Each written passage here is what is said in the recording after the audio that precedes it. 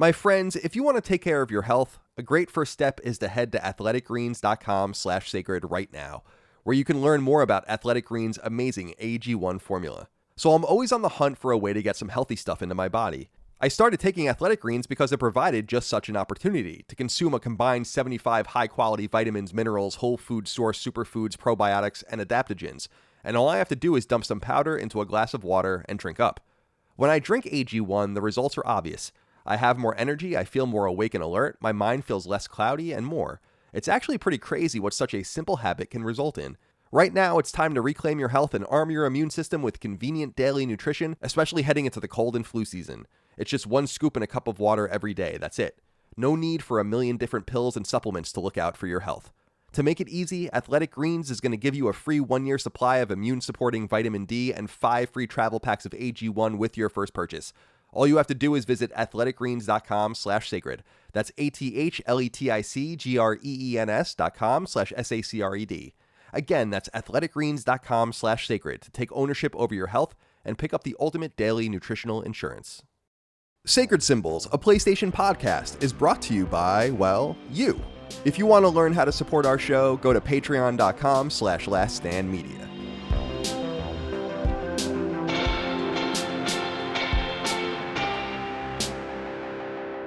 Greetings and salutations. Welcome back to Sacred Symbols, a PlayStation podcast. This is episode number 211. My name is Colin Moriarty. Today I'm joined by only one of my two sons, Dustin Furman, executive producer. Welcome. How are you today, my friend? I'm good. I'm continuing my streak of some early rising. There was some random yard sales on Thursday, which I don't like that. You know, we got to keep this relegated to Friday, Saturday, Sunday. But, you know, if you want to get the deals, if you want to get the games, you got to go as soon as they're open. And I found nothing today. Went to like 3 or 4. I found absolutely nothing. But that's okay. Yeah. That happens. But no, other than that, that's fun. It's cool that you're doing that. It's an exciting thing, I think, to have a new endeavor.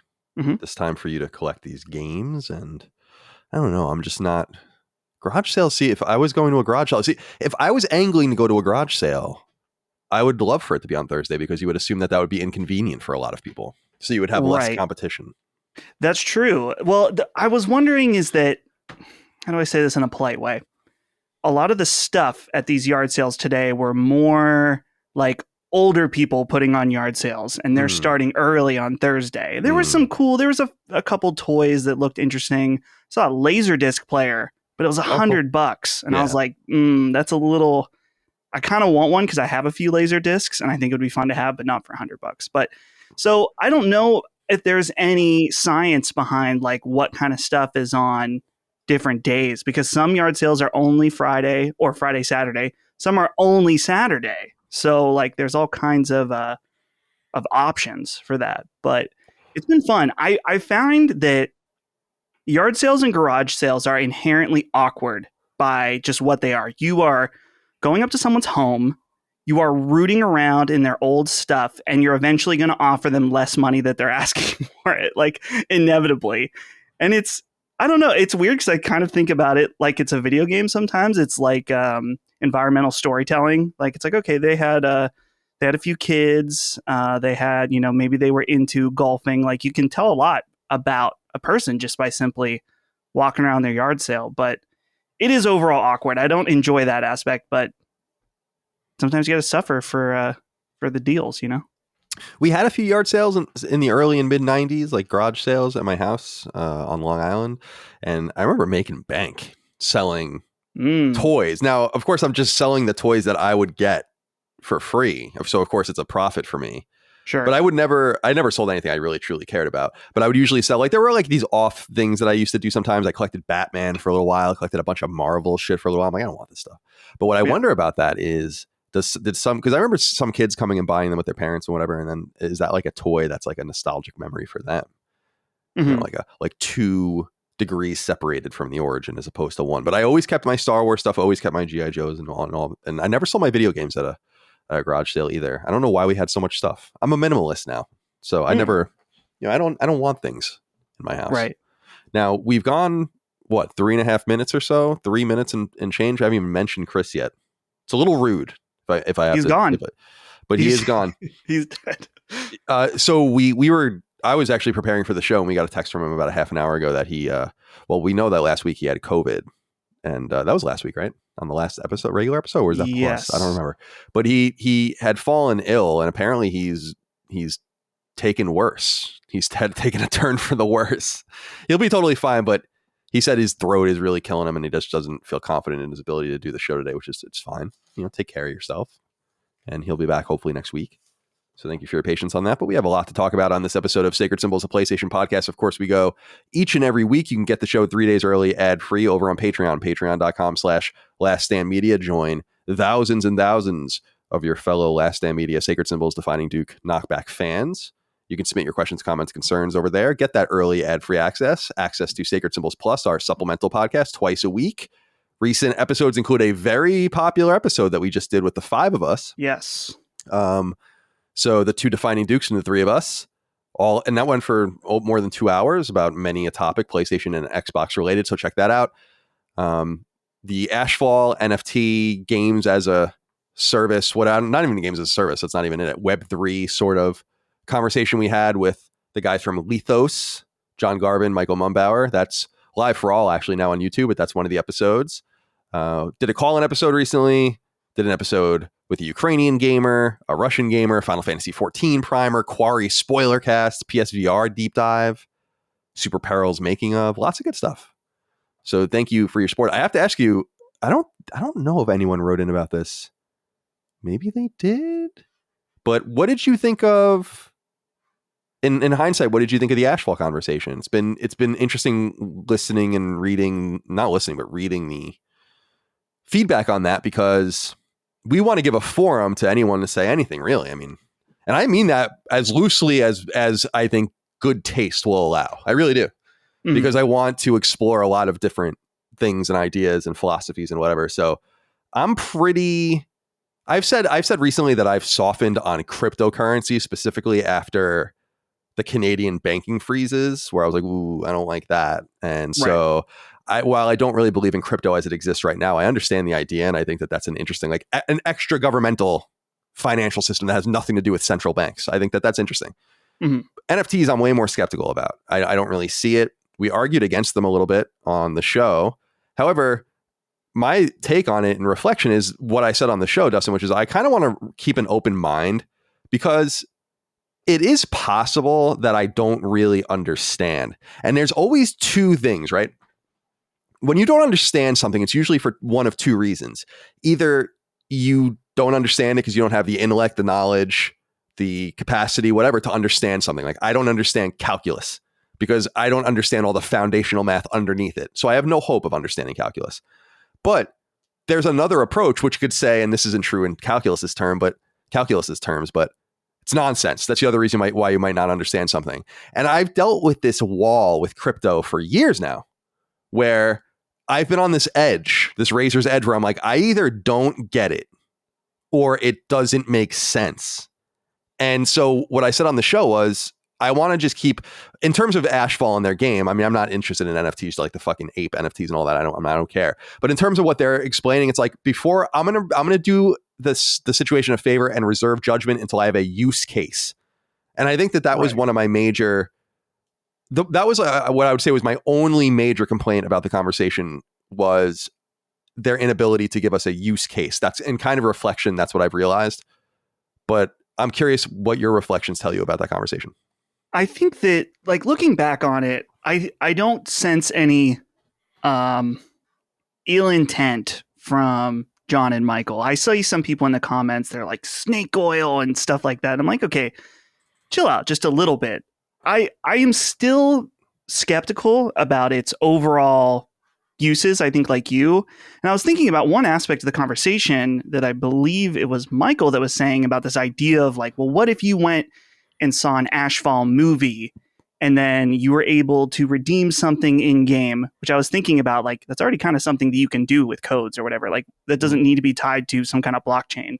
But like, I think that's one of those things on a surface level that sounds cool to some people, but it's also completely unappealing to others. Like, I'm kind of okay with my forms of entertainment being separated. Like, I don't need everything to connect everywhere. In fact, that's part of the reason why, not that this is an exact one-to-one comparison, but one of the reasons why I cannot care about Marvel anymore is that it just demands too much. Like, there's something everywhere. There's like, hey, there's this TV show. It's insane. This movie. It's insane. And they're doing that with Star Wars now too, because I know that as they do more and more Star Wars shows, it's just like, this is all that it becomes, this web.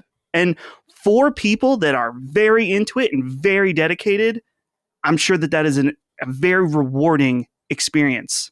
But it pushes people away like me, who are either A, like saturated on that type of content, or B, just don't like it enough to be that involved. So I don't know. I think I want to, I'm still very skeptical, but I think I want to fall in the same camp as you, that it's like, we haven't seen anyone do this or implement this. So why not? I mean, at this point, let someone do it and prove us wrong at this point. And maybe there's something there, and maybe it is just kind of a money scheme. But like you said, we don't know till we can see it. So we just have to wait. There is no optimist in me. That's a ridiculous thing to say. But the optimistic side of me, I guess I want to say, I've had many moments in my life since I was a kid all the way through my adulthood to today, where I've had what I would call the Walter White, Jesse, what the fuck are you talking about moment, right? Now, on the other end of that moment is either, again, something incomprehensible or something nonsensical. And I just know that over and over again in my life, in all of our lives, I've met things and seen things where I was like, what the fuck are you talking about? And then there it is, you know? And I'm sure, I mean, it's so funny going back. There was a famous Barron's is the financial magazine. There's a famous cover of it with Amazon and like a cartoon of Jeff Bezos like holding a bomb, and it says Amazon.bomb during the .com crisis, like being like it's over, right? And Amazon is the biggest thing that's anyone's ever seen today. So I'm just saying that even the smartest people, even the most well-intentioned people, like you said, there's either sense or nonsense on the other side of it. And I just don't know. I don't know. I don't. One thing people were saying to me or said to me was that you made the argument against like scalping and all of that. And yet someone said something like I should have come in and backed you up, but that I kind of took the side against you on that. And I was like, because that's not an adequate answer as to why it doesn't work. Because I do think it's a good answer to say like everyone scalps everything. It has nothing, you know, so we need to find different ideas and solutions and problems. And I don't know that I'm like intellectually sophisticated enough in tech to even be able to. Let me just say it this way, Dustin. I look at things now and I'm like, I don't need anything. I don't need you to do anything. I like things exactly the way they are. And I've said that for most of my life.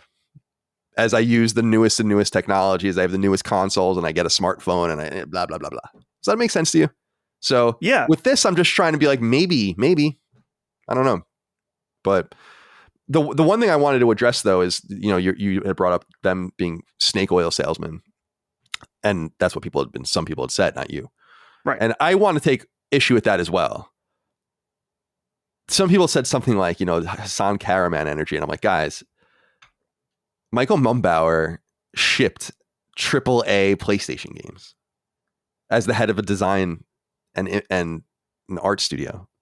John Garvin created a bunch of games you have played and wrote them. They're not just dudes that have no idea what they're talking about. That's what's so interesting about it. Because they're not snake oil salesmen. They're not outsiders to this. I think the one danger that they have, they don't have danger with me. I like those guys professionally and personally, but they might be in some sort of danger of being some sort of vector where NFTs insert themselves in the games and people look at them and say like, what are you doing here? You know, like right. Legit people. And that's a danger, but I think they know that. They're not stupid. So I don't know. Yeah. I think it's a really interesting topic. People should go listen to the conversation. It's 100 minutes long, I think. So yeah, it was an interesting. It's funny thinking back to it because there's things that through thinking about it, and this is just normal when you do an interview. There's kind of like things that you wish you would have said or whatever. And it's not like I'm trying to like. Both of us aren't trying to like be completely argumentative. We're mainly just trying to have a conversation. I'm never trying to be argumentative on our show, personally. Right. Yeah. And I was thinking about that, the idea of like the scalping. Well, it's like people scalp everywhere. And it's like, well, they don't, right? I mean, they do in games when it comes to physical purchases, but it's like you and I can go buy a copy of Returnal and it's the same copy and we can have the same experiences within the game. And now we want to introduce an economy within those even further than we already have that can create the has and has nots, which is already an expensive hobby. So it's like, do we really want to do that? Do we want to create this sub ecosystem of buying and selling within some of our favorite games? It creates I don't know. It's like games are supposed to be fun, and I don't know if that will be fun for everybody. If I were a consultant on Asphalt, I'm not, and I would tell you guys if I was. I don't consult on anything that we talk about on the show, or haven't. If that ever happens, then we'll obviously say so. But if I were consulting on this project, specifically with Michael, what I would tell them is that what I think they should do is position this marketplace or whatever sort of financial stakes they're placing into the game as a new way to fund the project. In other words, appeal, if you want to get away from the grubbiness of it, appeal to the gamer, to the sensibility of the gamer that says, like, listen, we all know game costs are getting out of control. We come from an environment that had the highest possible quality levels. And our own CEO on his way out said, our own games are getting too bloated. Our own games are becoming too expensive. Our own games are unsustainable. And you see that new direction at that company now, unveiling. And what I would say is, like, we want to figure out if we can make a more sustainable in-game economy that people buy into, can buy, trade, sell, whatever, and we'll have use case X, Y, and Z for it that will keep the game alive for a cheaper amount of money, maybe a longer period of time, less buy-in, less investment, less fear, more ability to do transmedia, more ability to take risks and let it grow. I think they just need to figure out a better way to talk about it. And they will, I'm sure. Smart guys. So, but I like the idea. What I said to John during the conversation is, I was kind of too hard on the story idea because it's like, oh, another post-apocalypse. And when Colin Moriarty's saying that, the fucking king of the post-apocalypse, you know that things are getting bad, because I would just eat that shit up constant basis. But I do love the global warming angle.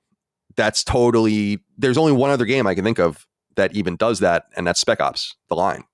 So I love that. Instead of being like nuclear war, outbreak, asteroid, they even have like volcanoes and stuff, which is cool. I don't really know many games that do that either, but the global warming thing, like you're fucked because of global warming, that's cool. I dig. And the other thing too with Marvel and Star Wars, I just got to say, I totally agree with you. I wrote that on my notes here. I wanted to make sure I said that. It's just, people will say, well, Marvel was always like that because it's a constellation of comics. And I'm like, yeah, I get that. That's true. But it does seem impossible to keep up with. It's not inherently bad. I've had people tell me, like, Dustin, you like Kingdom Hearts, and there's like 30 games that make no sense that all interconnect. I'm like, yes, I'm fine with it because I'm into it. Like, it's cool. I'm very into that. But Kingdom Hearts is not approachable from someone who wants to play 1, 2, and 3. That is potentially a negative aspect. So, I don't know. It's cool, but it gates people off in some instances. And, you know, I'm glad we have properties like that can do it. But not all of them will be for everybody. Okay, let's see what else we have here. Oh, merch. I wanted to say a quick question. Why can't I speak? Probably because I'm a little stoned right now. Colin Farrell wrote in. Not the Colin Farrell. This is important. What if it was, though? It would be awesome. I do wonder, there are famous people that do listen to the show, like athletes and stuff I do know.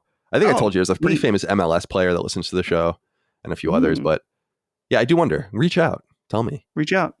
But Colin Farrell with 2 L's wrote in and said, hello, Sacred Symbols crew. I just wanted to write in and give a shout out to the new merch store. This week I received my Pope sticker packed nicely in a small brown envelope and addressed by hand. Inside was your usual thank you card, but to my surprise, there was also a little handwritten joke from Micah about my name. All of this for my lowly $4 sticker. So little things that make so much difference, and it's these little things that makes me such a huge fan of you three and everyone at Last Stand. Anyways, I love the content, had a great time in Richmond, and with any luck, maybe you'll be live in my relative area again soon. Keep on keeping on. Thank you, Colin, with 2 L's, for writing in. Appreciate it. Merch, laststandmedia.store. things are going well. Shout out to Micah, who's doing a really great job of managing all that and getting all that out. Of course, Dustin doing a lot of back end work. So thank you to you as well. The design work, all that. Remember, free shipping on all stickers. We have a ton of stickers over there. More coming. There, Dustin's holding one up. I have the holographic one. And we have lots of stuff. We have shirts galore, etc. And we'll have more. We're going to be dumping more and more. Oh, I'm sorry. Please. I want to mention these too, just because I don't know if we talked about them at all. Not to be a plug, but I'm going to plug. We got these transfer stickers. If you're watching the video, you can see I have it transferred onto my laptop, and I think they're super cool. You could put them on like a pint glass. You could put them on your car. You just stick it on and then like push it and then peel the back off, and you've got yourself a nice little moon logo wherever you want. You can put it on your back or, you know, on a baby or whatever. I mean, you can put it literally anywhere. Someone, I want to say it was in Spokane, tweeted a picture of us to us that I saw of like a light post in like a parking lot with one of the stickers on it. I say I don't want to get too carried away, but stick those things places, man. I mean, it would be cool. Like a little, you know, you don't want to do it and don't stick it on your neighbor's mailbox. I'm saying if you're like in a Target parking lot, stick it on a light post. Yeah. That's okay. I think that's totally fine. Do it. And let others know that you've been there. I want to see Smug Maddie stickers in all Walmart parking lots around the United States. Okay. Let's get into a couple of things we need to talk about. The audience, of course, wrote in with glorious input. And you can do so on patreon.com/laststandmedia. BMJ614 wrote in about just that topic, though. He says, hey, CDC, just wondering, can we get a peek on how the sausage is made? Meaning, what's the process of picking questions for these threads? Or from these threads, I'm sorry. As Colin says, around the time to read the questions, there are usually up to 200 questions. Do you all have interns read them all, or do you all, presumably Colin, pick them at random? Out of the many questions I asked, I only got literally one of them read on the show live. Please break the magician's #1 rule and let us in on the secret of the magic trick per se. I will do so now. I read them all. I do read them all. Now, there's I'm not like carefully reading everything, but I'm reading them and then I'm copying what I want into a topic. So I get the document together. Here's what I do. I'm just going to tell everyone what I do. Okay. Do it. What I do is we have a document and it gets everyone mad because I delete it and write over it every week. So there's just one document and I just delete it and write over it every week. And it's organized like this. It says intro at the top and then it says Patreon, Discord, etc. And underneath it says Sacred Symbols Plus and then things in parentheses, recent topics. Then there's a merch link. And then I start putting what I call topics of discussion. And I paste what you guys say here. And there are also news items that I intersperse through this part as well.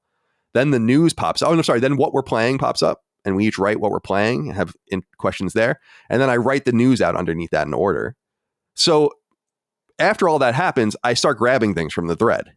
And so someone writes in about a topic that we're talking about, boom. If it's a good one, throw it in underneath the question. So it's ready to go right after that. Put it all in order.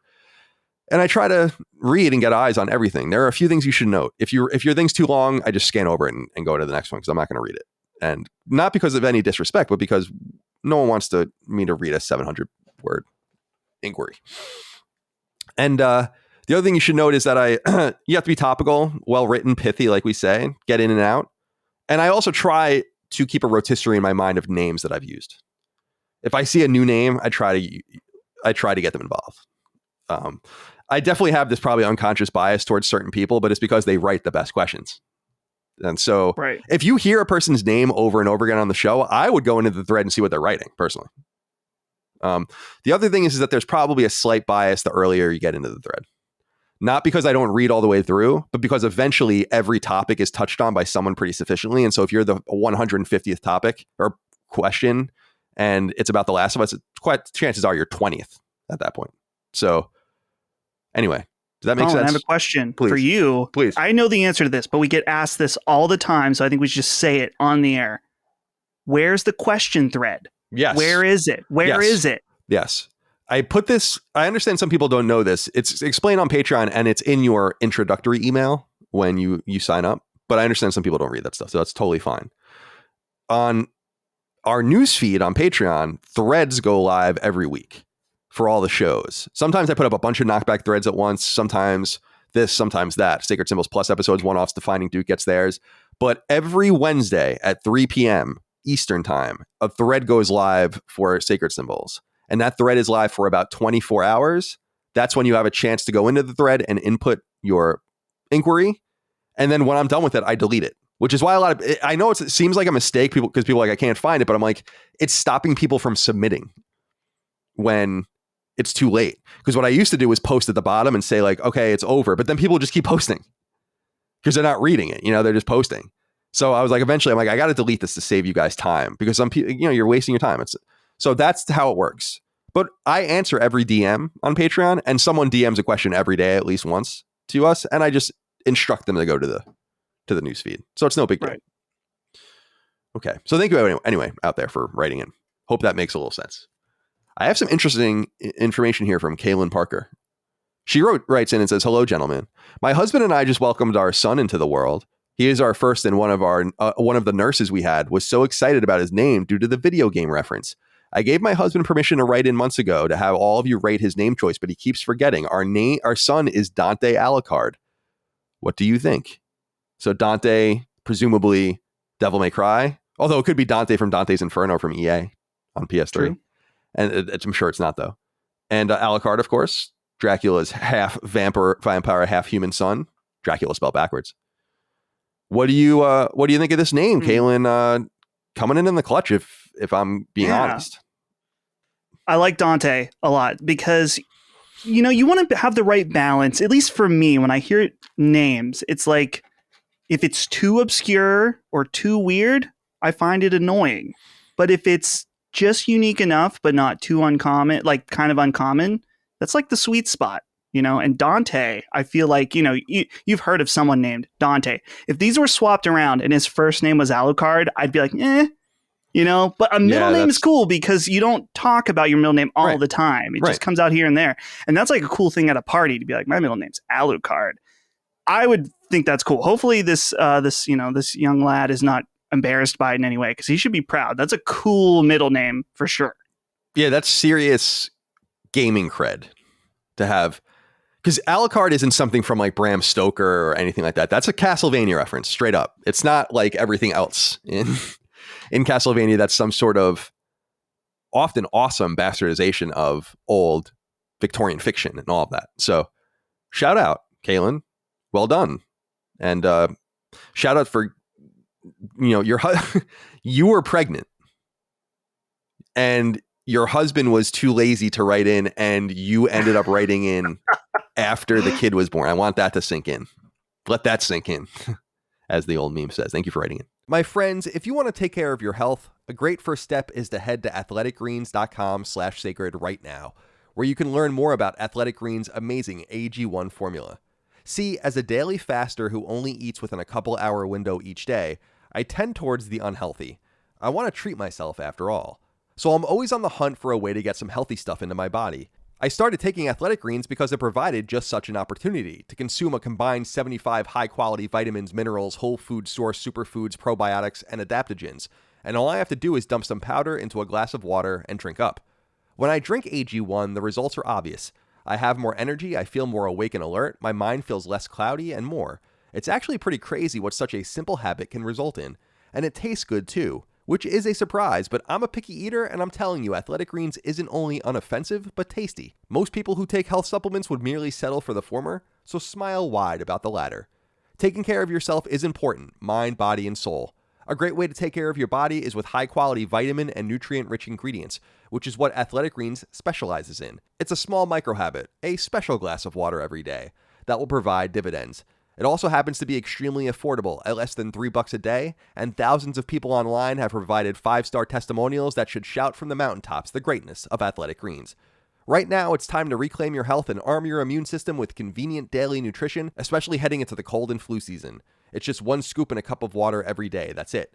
No need for a million different pills and supplements to look out for your health. To make it easy, Athletic Greens is going to give you a free 1-year supply of immune-supporting vitamin D and 5 free travel packs of AG1 with your first purchase. All you have to do is visit athleticgreens.com/sacred. That's athleticgreens.com/sacred. Again, that's athleticgreens.com/sacred to take ownership over your health and pick up the ultimate daily nutritional insurance. I'm super proud to have Feels as a longtime sponsor of Sacred Symbols, and I want you to learn more about what their high-quality CBD can do for you by heading to feels.com/symbols. My friends, I know my marijuana.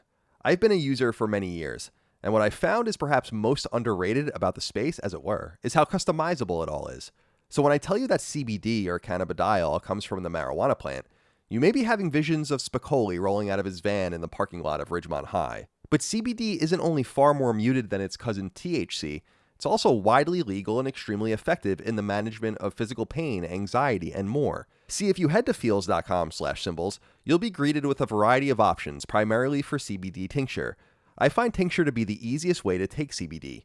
You just place a few drops under your tongue, and the potential of what it can do for you is vast. For me, CBD helps me control my stress. I also happen to use Feel CBD when unable to sleep at night because it's a wonder substance for those of us who toss and turn when we should be getting some Z's instead. And if you're a sufferer of bodily aches and pains, CBD is renowned for its therapeutic properties that will help you feel better. I'm not just saying this stuff. CBD has helped change my life, and Feel CBD is the highest quality CBD tincture I've ever used. Of course, if you're intimidated by the process, that's okay. Feels' helpline, staffed by real-life people, can help you answer your questions and point you in the direction of the products that will make the most sense for you, even their discreet CBD mints for those looking for relief on the go. CBD works for me, it works for people all over the world, and I know it can work for you too. And there's no better CBD than Feels' CBD. So start feeling better with Feels. Become a member today by going to feels.com/symbols, and you'll get 50% off your first order with free shipping. Again, head to feels.com/symbols. That's feals.com/SYMBOLS and get 50% automatically taken off your first order with free shipping. One more time, that's feels.com/symbols for high quality CBD that can have you feeling better and sleeping sounder. Bobby Strawn wrote in and said, "Hey, D equals CM squared." Not today, unfortunately. "I'm relatively new to the show, so I've been listening to new episodes and going through the old ones just for fun. I have to say you guys have greatly expanded my vocabulary with unfamiliar words like deleterious, accoutrements, capricious, and chagrin. It's especially impressive considering that Chris can't even read. Thanks for keeping my work days entertaining." It seems a little mean that Chris isn't here to protect himself. Yeah. That was going to be funnier when Chris was going to be here to protect himself. But I'm glad that, I love wordcraft personally. Reader, writer. I'm surprised more people aren't into it. I think that sometimes people look at, not the way I speak, because I don't speak that sophisticated of a way, but some people look at sophisticated or, I don't know, more high-end, obscure language to be a put-off or whatever. But I think it's cool when people explore the language, find new ways to say things, and not just repeat the same shit over and over again. So I'm glad that that's shown through to you, Bobby. Thank you for writing in. Anthony wrote in and said, "Hi guys, this is mainly a comment for Colin. I think it was about 4 or 5 weeks ago in an episode of Sacred when your new shelves were pointed out to us and that bottle of Pledge was first displayed so beautifully. It hasn't moved and you said it wouldn't. So you're a man of your word and I appreciate that. That's all. Thank you." There it is. Right there. See, hasn't moved. I don't think it has moved. Yeah. We got to get these shelves set up. I'm telling you, I don't know. Can I tell you to do any of that as producer? Like, here's the thing. It's fine. You were in kind of like an in-between state, but now you have I don't want to say junk, but we'll say random stuff lit up on display now. Like, it's literally lit up. And I'm like, dude, I'm thinking it's not that it looks horrible. I'm just thinking about the potential of the vehicle. The potential is amazing. I mean, the potential is amazing. It is. It's funny. Now I have just things lit up beautifully on these custom made shelves behind me. No, You're right. I have to get it through. So here's the thing. Actually, it's so funny because my friend Kenny, who was a listener of the show, he is a listener of the show, but we became personal friends. He's a toy dealer. He owns a toy store in the middle of the country, and he's the guy I trade a bunch of my shit to. And so we're personal friends. One of that, like I said, 1 in 1,000 people that I end up being personal friends with in some way. He just emailed me actually about Mega Man toys, and he's been trying to get me to kind of figure out my collection, organize it so that I can fill in the holes. Because I have complete potential.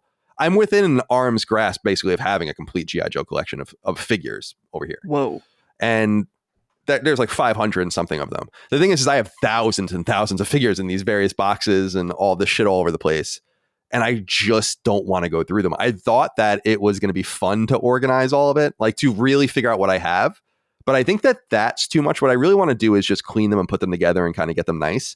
But I don't want to sit there and document them. And so I think I'm just going to pay my nephews to do it. They're kind of nerds. They're not kind of nerds. They are nerds. And they have a like for G.I. Joe because their dad was a G.I. Joe fan too. And they're into toys and all this kind of stuff. So I'm going to sit them down and just be like, I'll just pay you guys X amount of money. You just tell me what I have. That's all you have to do is just have an organized list of everything that I have. And here is the book and here's yojo.com, et cetera, and so on. I think that would be pretty fun for them.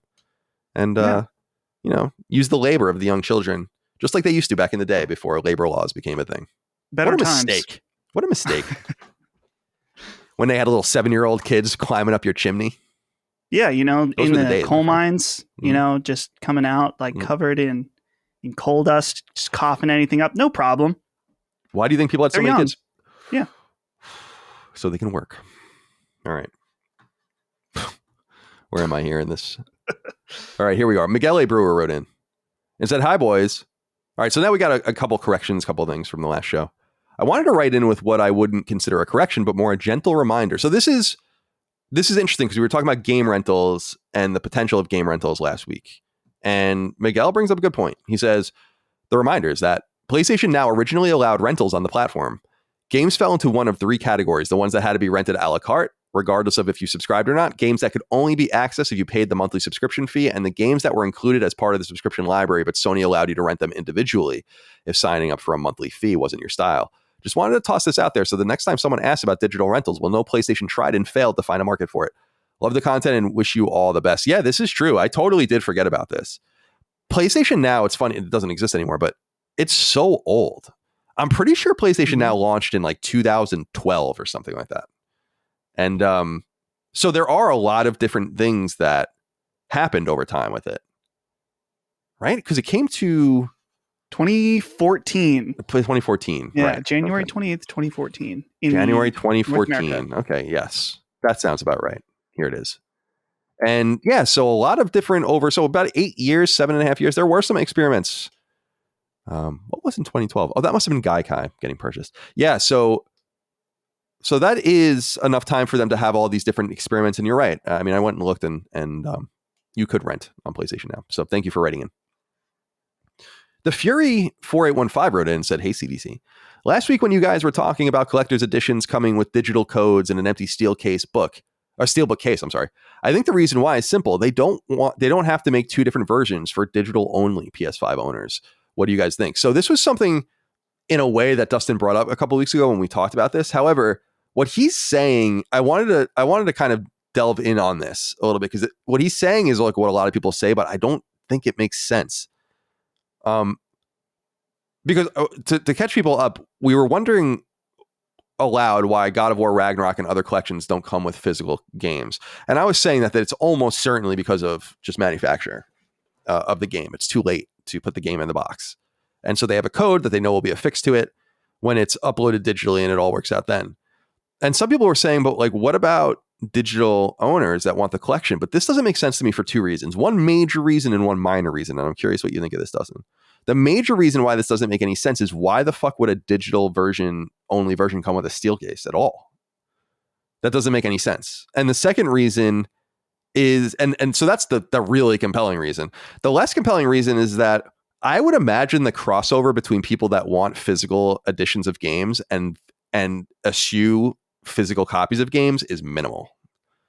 It seems like if you don't want shit cluttering your shelf, you're not going to want a special edition hammer on your shelf. I'm sure that's not a one-to-one thing, but I bet you, no doubt about it, that people that like physical games have a better propensity to buy collector's editions. So do those 2 things line up for you? That doesn't, because people are saying like, well, what about people that don't want the game? But I'm like, but they're getting a case. It doesn't even make any sense. Yeah. That doesn't make any sense. They're getting a case with no game in it. Right. And they're getting so they have to go get the game to have, or it's just like a thing you put on your shelf for what reason? It doesn't make any sense. So yeah. I'm in agreement. I think that, going back to what, I don't know if it was me or somebody said last week, I think the optimal solution is to stop releasing it with the game. As silly as it sounded when I think it was Wolfenstein, one of those games, did it. It makes a lot of sense that it's like, just release a special I don't know what to call it, celebration package, something, launch package or whatever, that has all of the shit from a special edition in it, and don't include the game. And then owners, people that want it digitally, can just go buy it digitally and they can have all of that stuff. Or if you want the disc, you can go get it for either PlayStation 4 or PlayStation 5, whatever you have, whatever you want. And then you could still inside that put like your codes for your, different skins or outfits or whatever. That seems like the optimal solution. But instead we're getting steelbooks with nothing in them. Just, it makes no sense to me. But I don't know. Steelbook people are really, really into them and go hard trying to collect these. So maybe it doesn't matter to them. Maybe it's just about that piece of metal, like, yeah, it's just strange. It is strange though, because it requires you, like, it punishes the super fan, because the super fan gets the steelbook, gets the digital code, and then has to go buy a $70 physical game to put in the case that they already bought. So I totally get why people are confused about it. But again, I'll say what I said last week about Norse Air. They'll sell you anything and you will buy it. And they know it. And I know it. And Dustin knows it. And you know it. So if you really want them to stop doing weird shit, stop buying their shit. But it's easy to say when they're making, thousands of these probably. Very few compared to the millions of copies of games they're going to sell. Someone in there is going to buy them. And so they don't have to really listen to that sort of feedback either, which is unfortunate because it is nonsensical. And my solution to this would simply be, we have to, I can picture it in my head. You have a warehouse full of complete collector's editions and they're all they're all closed, but they're not sealed. And when they're opened, there's just a place where you can drop a case into it and then shut it and then seal it. And that's what you have to do. That's the kind of shit you have to do to have a great product. It's not, It's just, I don't think people realize how much the physical touch is in all of the boxes they open and all the zip ties that they're undoing and all the plastic bags they're opening. Like, these were all done by people on assembly lines. A lot of the shit was. And you can see there are little stickers and all these little things on it. And so, like, what's just one more step? I don't get it. I just don't get it. But enjoy your Norse Air. I know that you will. I have to introduce you to the story of Delsin Booker, unfortunately. I can already see it. He says, "Hey, slitter shitters. A girl I've been seeing invited me over to her apartment to watch a movie, and naturally it became more than that. Without getting into the nitty gritty, we ended up on her couch in the nude, but suddenly the movie started to get really good. It was a Nicolas Cage film called The Color Out of Space, and I didn't know it when it started, but it was a cosmic horror film, which is a favorite genre of mine. We ended up sitting on our couch to finish the movie before continuing our escapade. But when I got up to get some snacks, I noticed I had left a giant poop stain on our couch. Luckily, it was dark in the room, so only I noticed it, but I knew that eventually she would either see it or I'd have to find a way to clean it before she turned the lights back on.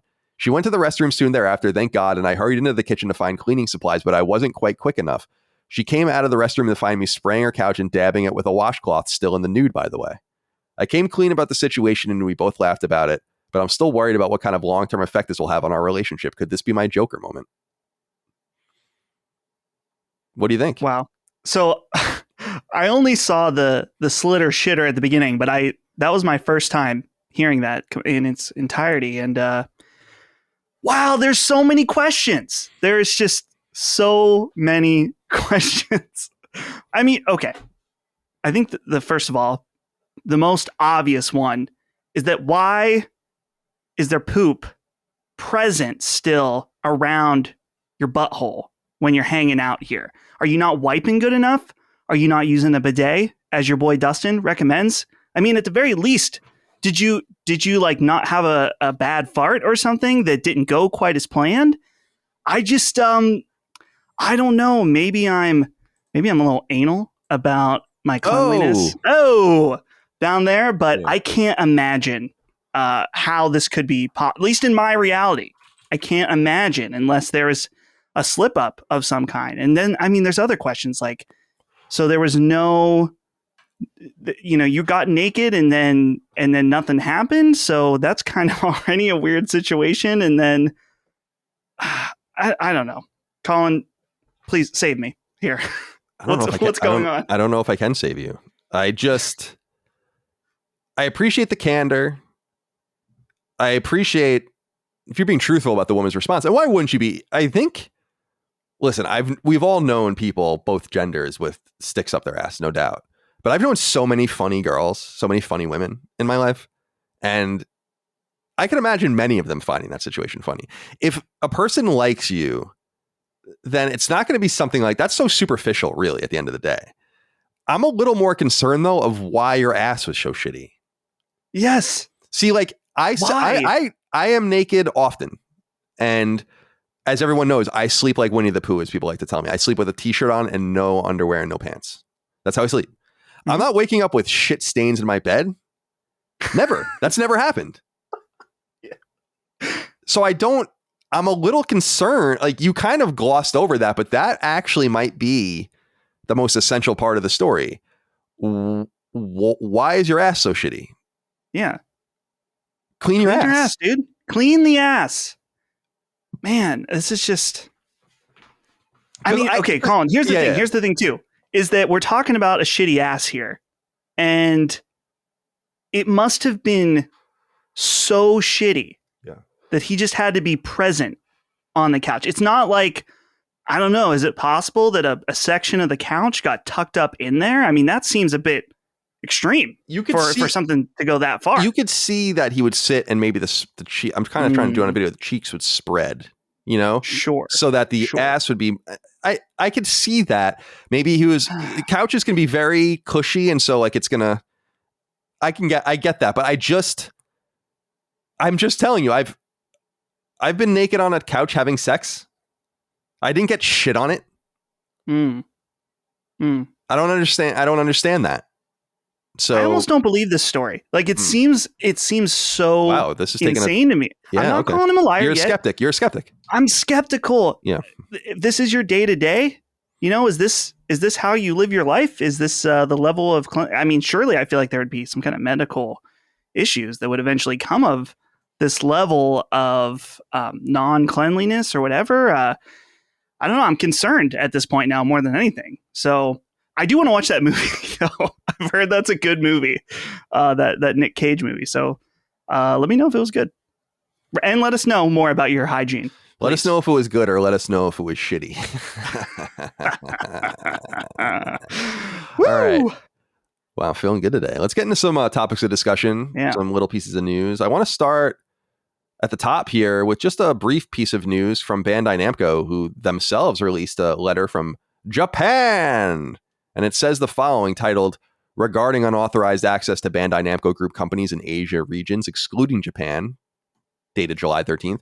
On July 3rd, 2022, it reads, "Bandai Namco Holdings Inc. confirmed that it experienced an unauthorized access by third party to the internal systems of several group companies in Asian regions, excluding Japan.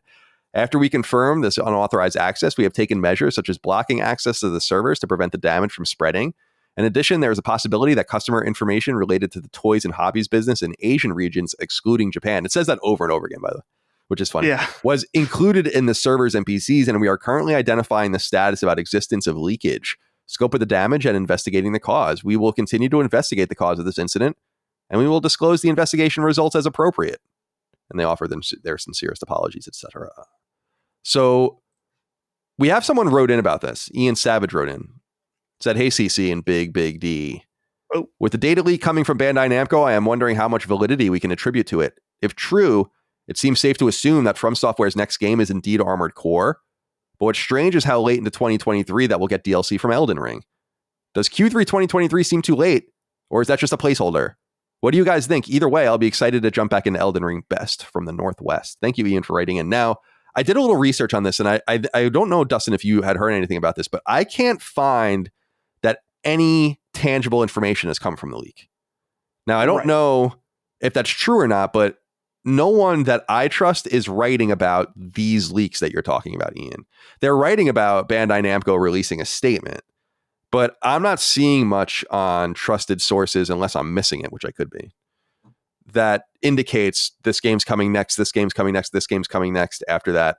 Very much like what happened with Capcom, although we kind of forgot about that.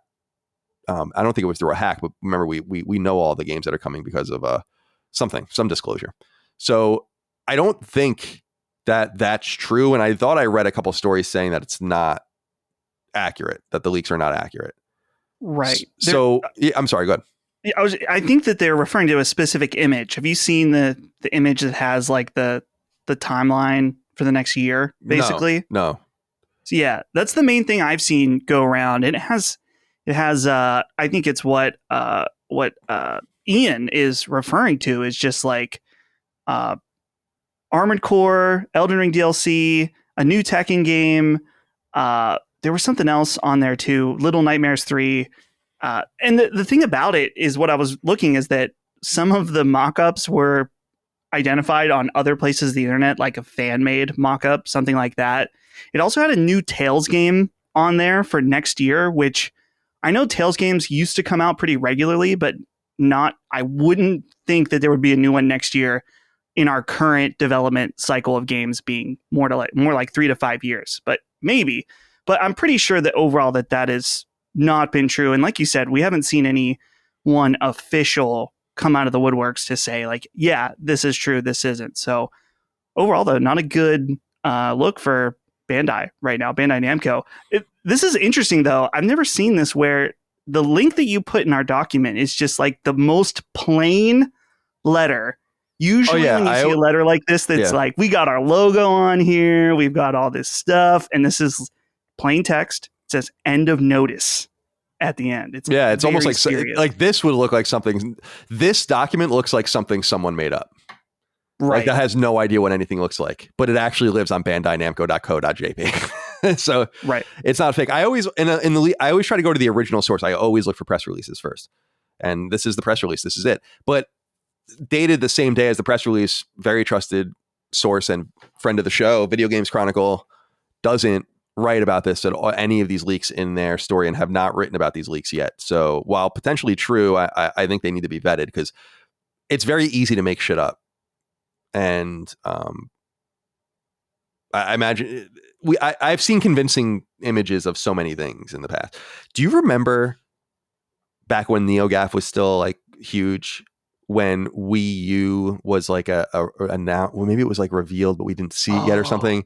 And remember there was a picture at Ubisoft Massive, I think, and there was an image of a window and there was a reflection of the console in the image or in the window, or someone thought, and they did all this crazy shit, but it was just nothing at all. And that's what I'm just saying. Like it's the internet. Right. It's the internet. Yeah. It's a great story. I love that story. But especially now with more and more, like people can use Photoshop and mock-ups or whatever. I mean, this is just something that someone made up pretty easily, but it's surprising the amount of convincing stuff that people can make. So keep your eyes peeled because you never know what's real and what's fake out there. Indeed. I mean, you really can't ever know the veracity of a source truly and fully because things change, plans change. Things I've said in the past were wrong or have been wrong or will be wrong because plans change. Not usually from deception. And that's what you kind of have to be more wary of out there. Right. Sacred Symbols is brought to you by Factor. I don't know about you, but for me, summer is all about going on trips, relaxing, hanging out with friends, and not grocery shopping, cooking, dishes, all that stuff that isn't so fun. With Factor's ready-to-eat meal delivery, I can rest easy knowing I can eat well without the work. Plus, they have a ton of balanced and delicious add-ons like smoothies, shakes, and snacks that are perfect for staying on track during all my different summer activities. The thing I love about Factor is that it makes it easy to eat well for breakfast, lunch, and dinner, and everything in between, with fresh, never frozen meals that are so delicious you won't actually believe that they're good for you. Factor now offers 32 meals per week, including 11 keto options, plus lots of seasonal add-ons. No more eating the same boring dinner night after night. One of the other things I love about Factor is that it's flexible. Sometimes I'm not home for a week, or maybe I'm going to be gone for a weekend. Change your order up every week with plans from 4 to 18 meals per week to keep you covered when things get crazy. Head to go.factor75.com/sacred120 and use code sacred120 to get $120 off. That's code SACRED120 at go.factor75.com/sacred120 for $120 off. Okay. This just happened before we started recording the show. Sony has announced an initiative called PlayStation Stars, which is a little bit of a strange name, but here's what they say about it on the PlayStation blog via executive Grace Chen. It says, quote, "Throughout our company's 27-year history, we have been continually moved by how meaningful gaming experiences can create fond, lifelong memories for players. All of us at PlayStation take special joy in creating unique products and experiences that delight our fans. This includes everything from our consoles and critically acclaimed games to community challenges such as Seize the Throne and Treat Codes, to digital and live events, including State of Play. Today, I'm pleased to reveal PlayStation Stars, a brand new loyalty program that celebrates you, the player, for being on this ever-growing gaming journey with us. PlayStation Stars will be free to join when it launches later this year. Once you become a member, you'll earn rewards by completing a variety of campaigns and activities. Our monthly check-in campaign simply requires you to play any game to receive a reward, while other campaigns require you to win tournaments, earn specific trophies, or even be the first player to platinum a blockbuster title in your local time zone. All PlayStation Stars members will have opportunities to earn loyalty points. Points can be redeemed in a catalog that may include PSN wallet funds and select PlayStation Store products. As an additional benefit, PlayStation Plus members enrolled in PlayStation Stars automatically earn points for purchases on PlayStation Store. Also, as part of PlayStation Stars, we are unveiling a new type of reward called digital collectibles. Collectibles are as diverse as our portfolio of products and franchises. They are digital representations of things that PlayStation fans enjoy, including figurines of beloved and iconic characters from games and other forms of entertainment, as well as cherished devices that tap into Sony's history of innovation. There will always be a new collectible to earn, an ultra-rare collectible to strive for, or something surprising to collect just for fun. And there's more if you want to go to PlayStation Blog and read about it.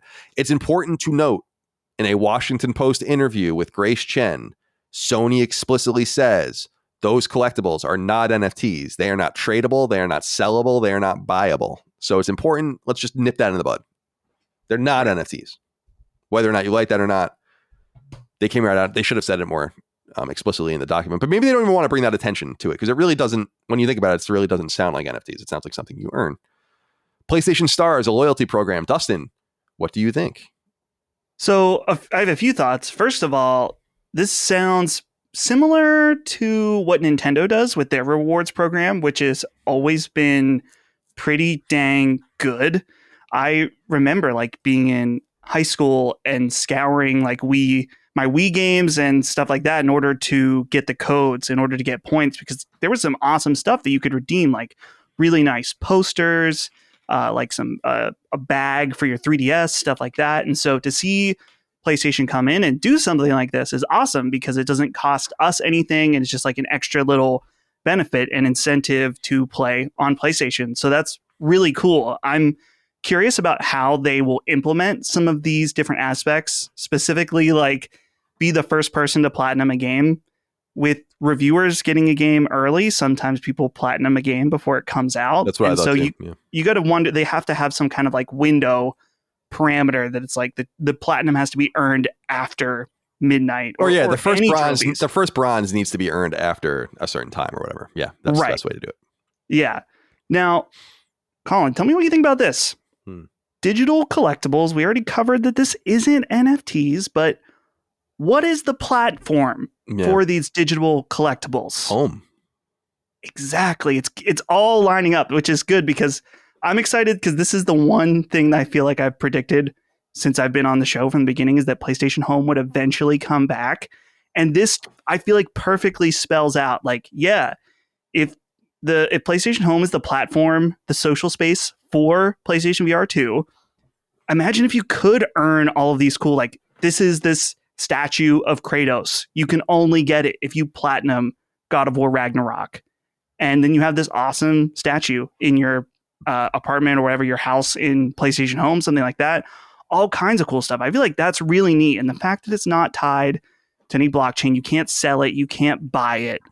I think that's really cool. And that's something that I think that I would actually be pretty into, as far as like, imagine, and I think this may be the case on Oculus, but I'm not positive, is that if you could design your own PlayStation Home and then people on your friends list can come and check it out and see how like you've decorated it and designed it and Obviously, that wouldn't be for everybody, but as someone who's a big Animal Crossing fan and enjoys doing stuff like that, it would be so cool if people could come check out, like, this is how I designed my PlayStation Home room or whatever, something like that. So I don't know. I feel really strongly like that could be what the implementation is, but they're not quite ready to say it yet, since obviously this version of PlayStation Home hasn't been announced yet. We may revisit the topic of PlayStation Home later in this very show. But in the meantime, this sounds cool. You said something earlier. You said, it costs us nothing.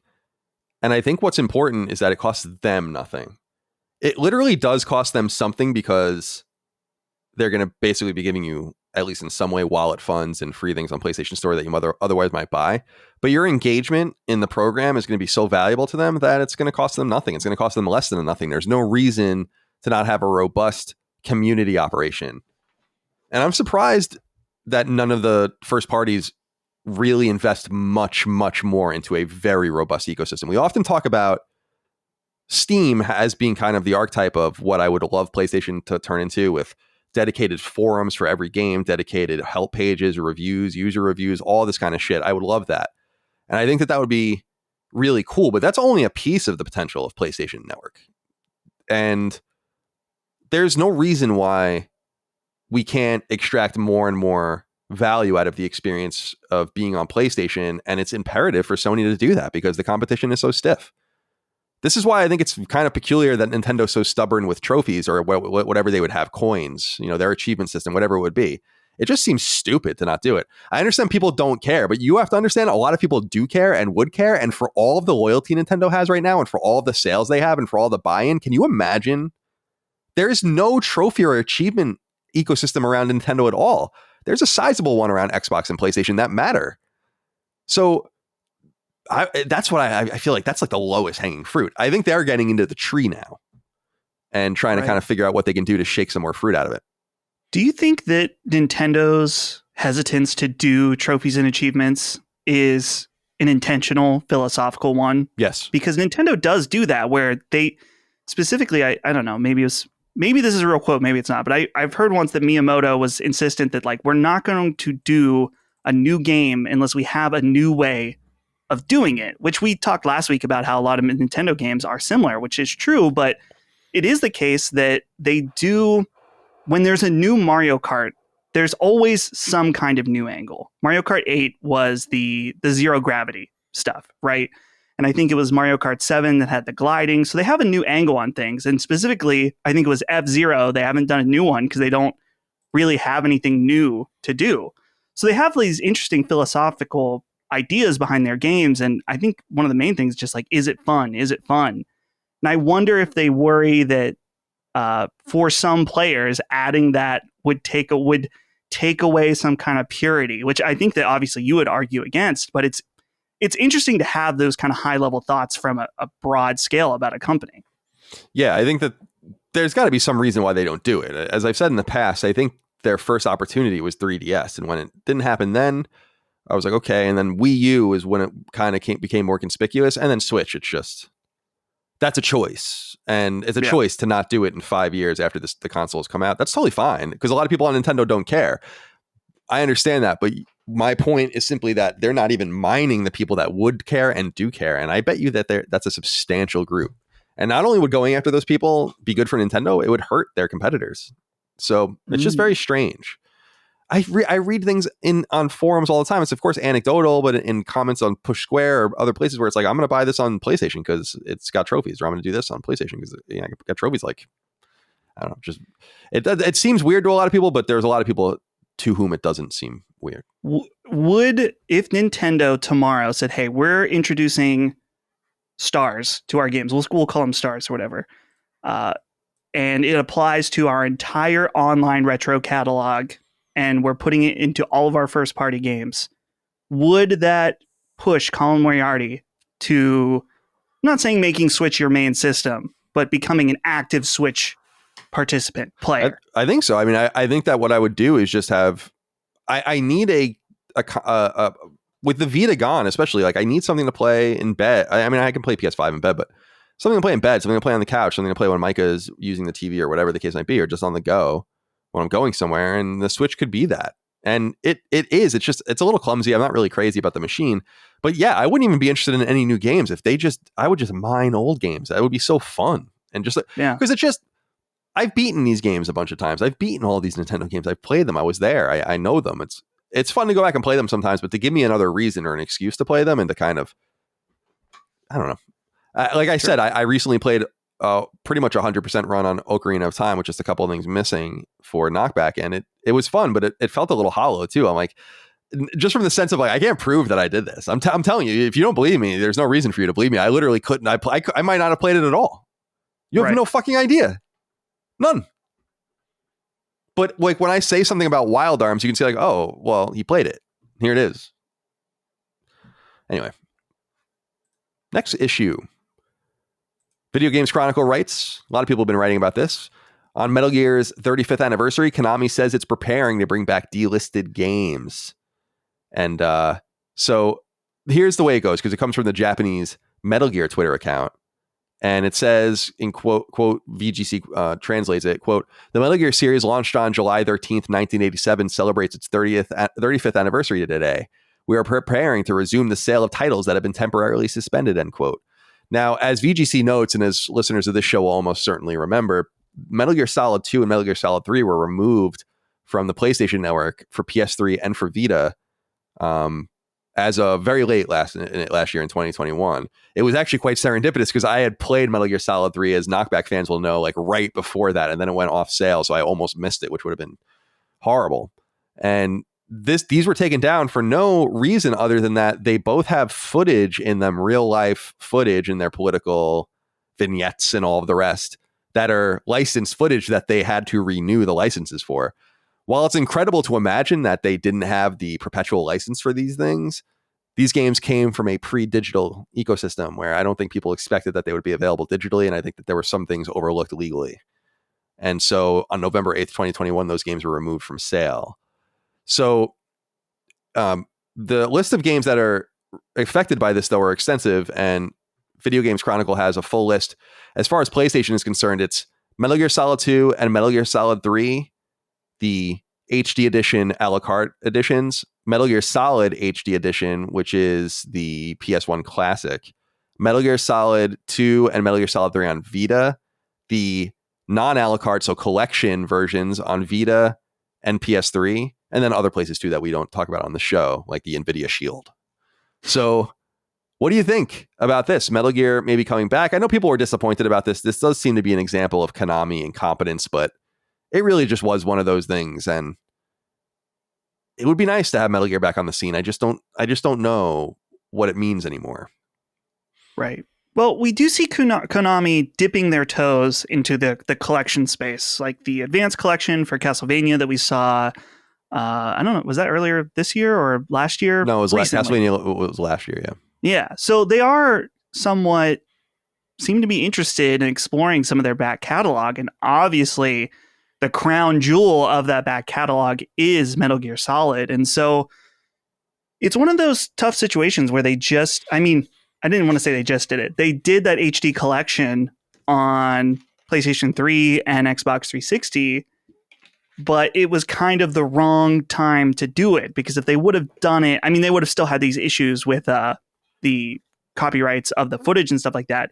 But if they would have done it on PlayStation 4, then it kind of could have lived in perpetuity. And so they kind of need to do that again. But I could see opportunity for a more expansive collection. Maybe this includes the 2 NES games as well. I think that would be really neat to see. And then also, of course, there's rumors of a Metal Gear Solid remake of some kind. And so maybe 3, maybe 1. It's unclear, which one they're. 3 is the earliest in the timeline, and so that would make some sense, but I don't know. You're right, though, in the sense that the games are missing, and the Vita iterations of the games are especially woeful. I think like the control schemes are just rough on Metal Gear Solid 2 and 3. So they also just missed kind of getting retooled as well, which is unfortunate because they don't hold up from a gameplay perspective, in my opinion. They hold up from a subject matter perspective, however. And Jason Green wrote into us and said, "Hi guys, hope you're all well. It's the 35th anniversary of Metal Gear. Just wondering if you guys have any favorite moments from the series. Also, I find it kind of creepy how relevant MGS2 feels today. Anyways, take care, my friends, and thank you. That was a major theme of the Knockback episode about Metal Gear Solid 2 last year, was like how creepy and uncanny it all is, especially the end. And I won't spoil it here, but if you've not played Metal Gear Solid 2, Metal Gear Solid 3, I highly recommend you play those games. They're exceptional storytelling devices, of course, from Kojima. My memories, I have a lot of Metal Gear memories, but playing Metal Gear Solid 1 was a revolutionary moment. Dagan and I were talking on our show recently about, though there are many great games that we loved, there are maybe a dozen games that were truly seminal products. And I was naming them from my life. Super Mario World, Mega Man 3, things like that. Ocarina of Time, Symphony of the Night. And Metal Gear Solid was one of those games. I had never played or seen anything like it in my entire life when I was in 9th grade when I got it. And I was enthralled by it. And it was so far above anything I'd ever played in my life, especially because I wasn't really exposing myself to many shooters at that point, that each boss fight, specifically, of course, the famous fight with, who am I thinking of? Psycho Mantis. Psycho Mantis, right. I was going to say Vulcan Raven, but no. Psycho Mantis is awesome. And even Sniper Wolves is cool when you have to take the meds and do all this. There's a lot. And the fight with Revolver Ocelot with the explosives in the middle of the room. There's so much about it. The whole game is a memory. And Metal Gear Solid 2, I got it came out when I was a senior in high school. And I remember clearly playing it. I actually bought I think it was the Brady strategy guide for it, and just destroyed that game. I loved it. And I always loved the change in character. I know that was incredibly controversial back then, especially because it was hidden. But I loved it. I loved that game. So my memories are copious for Metal Gear, and I would love to see it come back to celebrate the past, but I would be very wary of anything new from the series. I don't think that that's a good idea, and I don't think it'll ever get a fair shake. So I don't think it's a good idea to put yourself in that position to do it. It's not like Castlevania or Contra or something where someone else can easily do those games, even though you might want some studios to work on it. A lot of studios can fill in. You need Kojima to make Metal Gear. So do you have any memories of fond memories of the series? Oh, definitely. I feel like, I can't say this with certainty, but Metal Gear Solid was one of the first games that I probably played and beat all the way through, just because before that it was a lot of I was really young. So it was right in the time where I had just enough skill to beat it. It would have been 2001, 2002. So I was in 1st and 2nd grade. And I remember beating Metal Gear Solid and how much of an accomplishment that was. And I remember particularly, and I know a lot of people will remember this too, there was a demo for Metal Gear Solid 2 with Zone of the Enders. Yeah. And that demo, man, me and my friend Brian, we would play that demo over and over again. And we would fuck around and see dude, can you do this? Can you do this? It was the perfect little sandbox. And I remember playing that when Metal Gear Solid 2 actually came out. I didn't play it when it came out, but just like you said, shocking game looking back in hindsight. I've talked about this video before, but I have to shout out this video called The Most Profound Moment in Game History or in Video Games. I don't remember the name of the YouTube creator, but if you've played Metal Gear Solid 2, I highly recommend this video because it takes that game and contrasts it to today, the lens of our modern information at a light speed second. And it's shocking. It's horrifying, actually, in a lot of ways. So if you've not played these games, it sucks. But this is the problem, connecting back to the news stories, that there's just not a easy go-to way to say, hey, go play through the Metal Gear games because they're amazing. It doesn't exist. And that's such a shame for a game that is, or a series that is just so essential and important to our hobby. So Konami, make it happen. Yeah, I think Konami's getting back on the horse. I can feel it. I can sense it. They're talking a little bit about it. There's movement. Right. Great treatment of. I think Castlevania fans couldn't be any more pleased about the treatment of Castlevania. I think all we're waiting for now is a new game and seeing who makes it. And just hoping it's far away from Mercury Steam, which I don't think we'll be making it anyway because they're doing their own thing now. They did Metroid most recently, so right. Maybe they're on to quote unquote bigger and better things. But yeah, it is a shame, and it's a shame that Vita is probably the most accessible way for most people to play it, and that the versions are not great, especially because the PS2 had those, what were those, like I don't know what the word is, capacitive buttons or whatever, where they were pressure sensitive. Yeah. And that doesn't translate to Vita, which doesn't have those buttons. So anyway, some more news. Shredder's Revenge has sold 1 million copies in 1 week. Want to celebrate that? Our friends over at Tribute Games and publisher Dotemu. And they made this announcement that the game, which is a love letter to the old TMNT games, sold 1 million copies in about 7 days. And of course, this is a prelude to the Konami collection of TMNT. Speaking of Konami collection of TMNT games coming out later this year that they recently wrote about on PlayStation blog and explained more about, but conspicuously did not date, which frustrated many. However, Kevin White wrote in and said, "What's up, boys? With Shredder's Revenge being even better than I hoped it would be, I'm even more excited for the Cowabunga collection coming later this year." Me too. This got me wondering, what are some of your favorite video game compilations? Obviously, Mario All-Stars is the OG, but a couple of my other favorites are the MGS HD collection and the Street Fighter 30th Anniversary collection. As always, thank you all for all that you do and to keep us entertained. Thank you, Kevin, for writing in. So, Mario All-Stars is the OG, and I'm glad that you know that. That game was fucking awesome. I like Mario All-Stars, which for people that don't know is an SNES release, I think from 93 or 94, that was Mario 1, Mario 2 USA, Lost Levels, which is Mario 2 in Japan, and then Mario 3. Later iterations had Mario World, I think, built in as well. I didn't have that one. And it was like the first we had ever really seen of anything like that, at least on console. And there was actually another obscure collection on SNES that's noteworthy called the Ninja Gaiden collection, which is a pretty obscure trilogy port from the NES. It's a rare game. Yeah, it is. Now too. And then recently we were talking about over on Genesis Wily Wars, which is a compilation of Mega Man 1, 2, and 3, although they're remade and kind of reworked a little bit. I was actually watching the Games Done Quick stream recently of them doing Wily Wars. I'm really very unfamiliar with those games and how pretty some of the animations and backgrounds are in it. So those are two or a few early ones for me.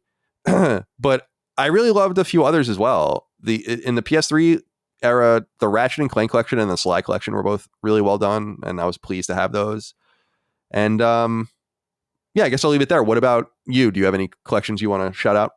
Yeah, I'll shout out two in particular. One was a while back now, but I remember it was so exciting that this collection, I want to say, was $20 at release.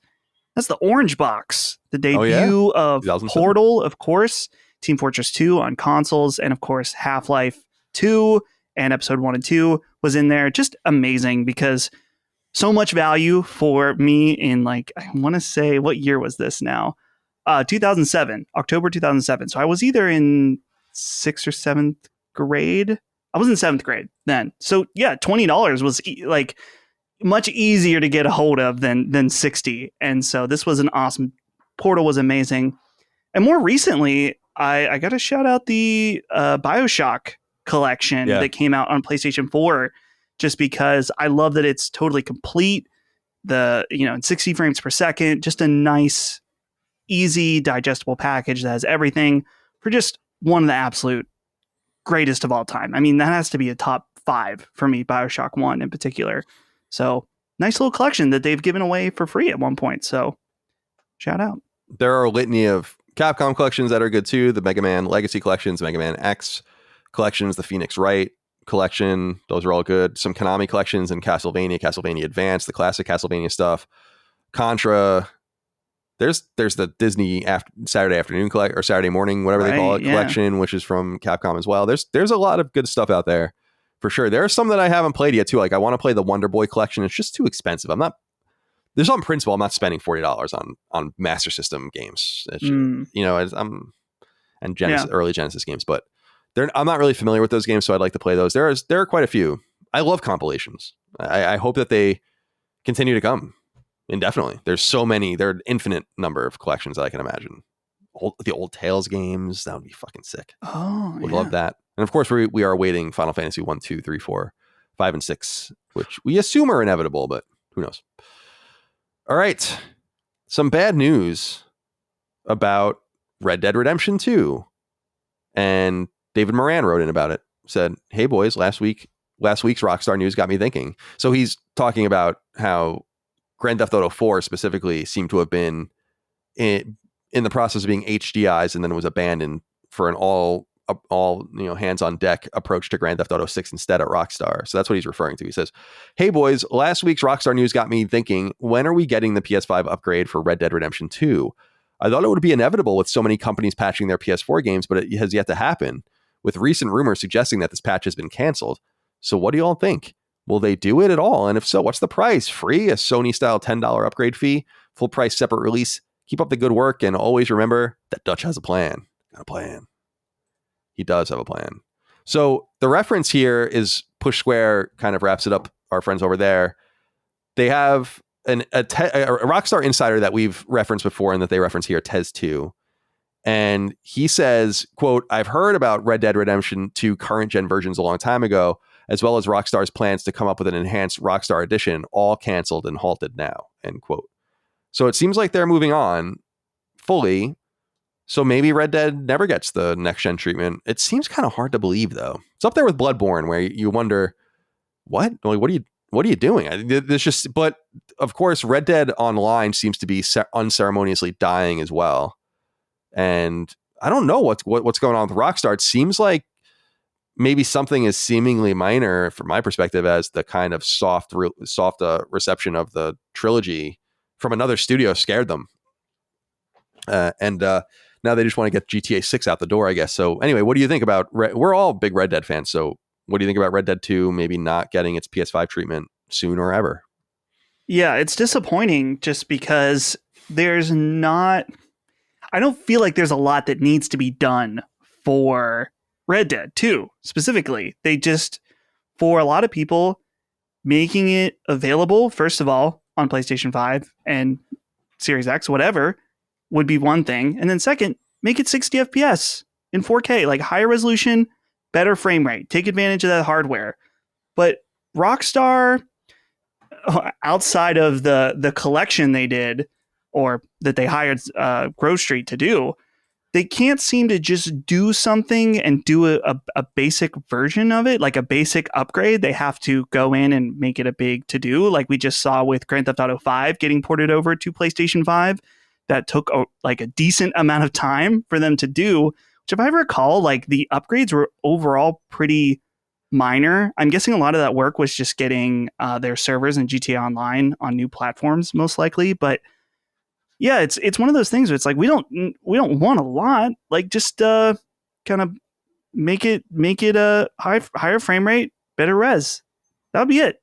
But I'm very curious about this all hands on deck approach to GTA 6. You have to imagine that they're thinking about this and like, wow, we've made more money on GTA Online, like an unfathomable amount of money. And we can put the budget for GTA 6 is, basically unlimited. You have to imagine, obviously there's some kind of limit, but this could potentially be the most expensive game ever made because they have the money to do it. And that's very intriguing to me. An all hands on deck Rockstar into this one product that is probably, when it gets announced fully, is going to be one of the most anticipated games of all time. It's a follow-up to one of the most successful games of all time. That's very interesting to think about. And obviously there's new leadership there now. And so there's a lot that could go wrong. It's kind of, I think Rockstar would be fine, but there's a lot on the table for GTA 6. And so it's very intriguing seeing them make these moves and kind of saying, hey, this is our focus, nothing else. We are just focused on this sole game, dropping Red Dead Online, which sucks for the people that were into it. But I think they're still supporting GTA Online because that's the main moneymaker. But I don't know. GTA 6, it'll be big no matter what. I dig the focus, but you would think that I dig the focus if Rockstar was its own entity, but it's not. It's owned by a parent. And you would think that right. While the parent wants to respect the money machine that is Rockstar, you would think you would say, like, can't we just take care of these other games? Like, I don't understand. It's the same thing with the Grand Theft Auto trilogy stuff from Grove Street, like you said, where I would have been like, we got to do this by hand and we got to do it internally. Why would we do this any other way? It doesn't make any sense. There are people, I know it sounds hard for people to believe, but there are people that are passionate about remaking games, about going in the code and making it better, about restructuring and improving things. These are the kinds of people that are attracted to studios like Nix's and Saber Interactive and whatever. And that's Blue Point back in the day, although it sounds like maybe they're going to be making something of their own at some point. So take advantage of that stuff and find the people that, can you imagine the fan base that Grand Theft Auto has online, the things people have done to that game, the innumerable things that people have done to modify those games to make them better. And you see companies like id and Bethesda smart enough to hire from those groups of people for their own games because they realize those are the mega fans. Right. And they'd be thrilled to be like, oh, can you make Doom 3, port for PS5 or whatever? And they'd be like, yeah, fuck yeah. That'd be a great project. So I don't know. That's what confuses me about it. However, I do respect the all hands on deck approach because they actually said in a statement, someone said from there, I didn't include it in the news, unfortunately, so I can't cite it more accurately, but they said something along the lines of, we understand that Grand Theft Auto 6 has to surpass expectations. And when I read that, what I was thinking, and this is what I want to ask you, is what are the expectations? Because I want to say two things. Number one, and I stick by this, I think Grand Theft Auto 5 was completely underwhelming. As cool of a game as it was, I remember when it was announced and shown off, people were like, look how beautiful and crazy. I'm like, what?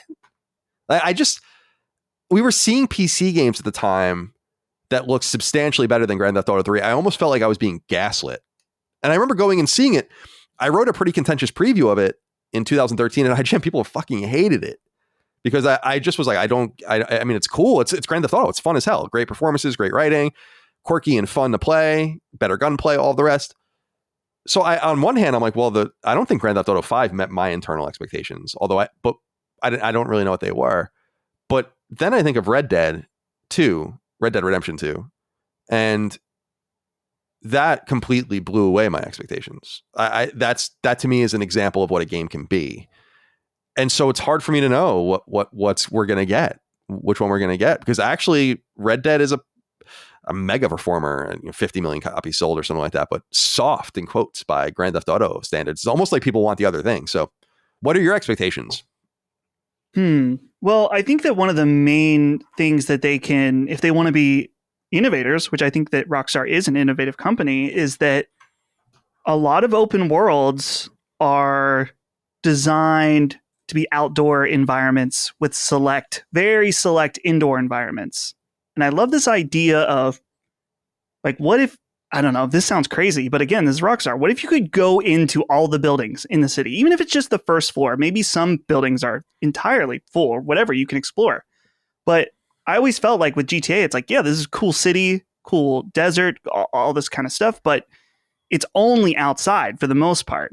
So that's kind of an interesting thought, is like, what about the indoors of areas? And I think the second thing that people are looking for Rockstar to innovate is on the online side, with particularly the rise of the role-playing servers.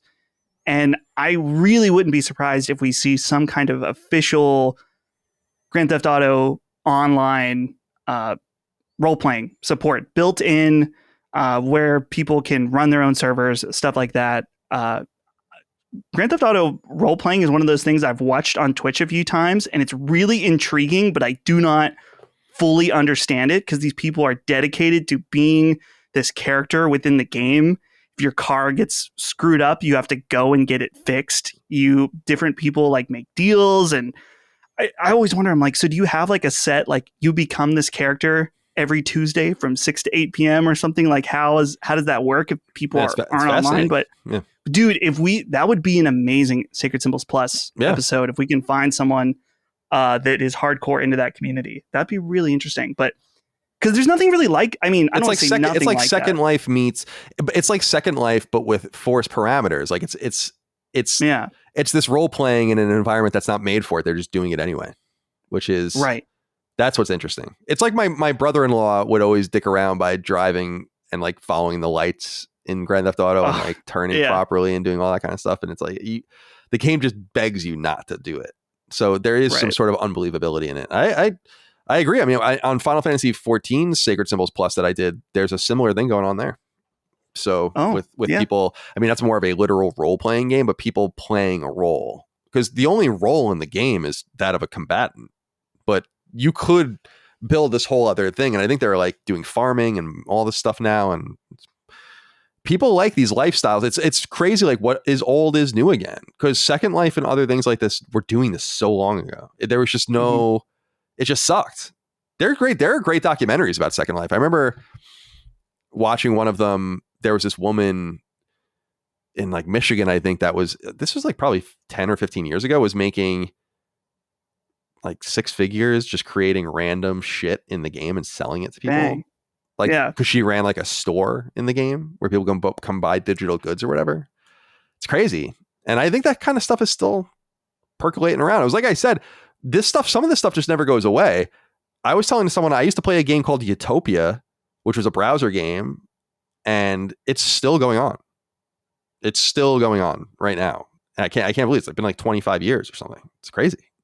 So anyway, we'll see what happens with Grand Theft Auto 6 and Red Dead 2 on PS5. A few other quick things to get through. Kojima getting litigious.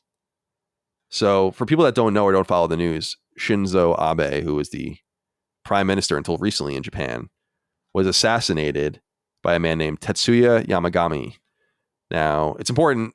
Abe was the previous prime minister before being killed. I wasn't being glib.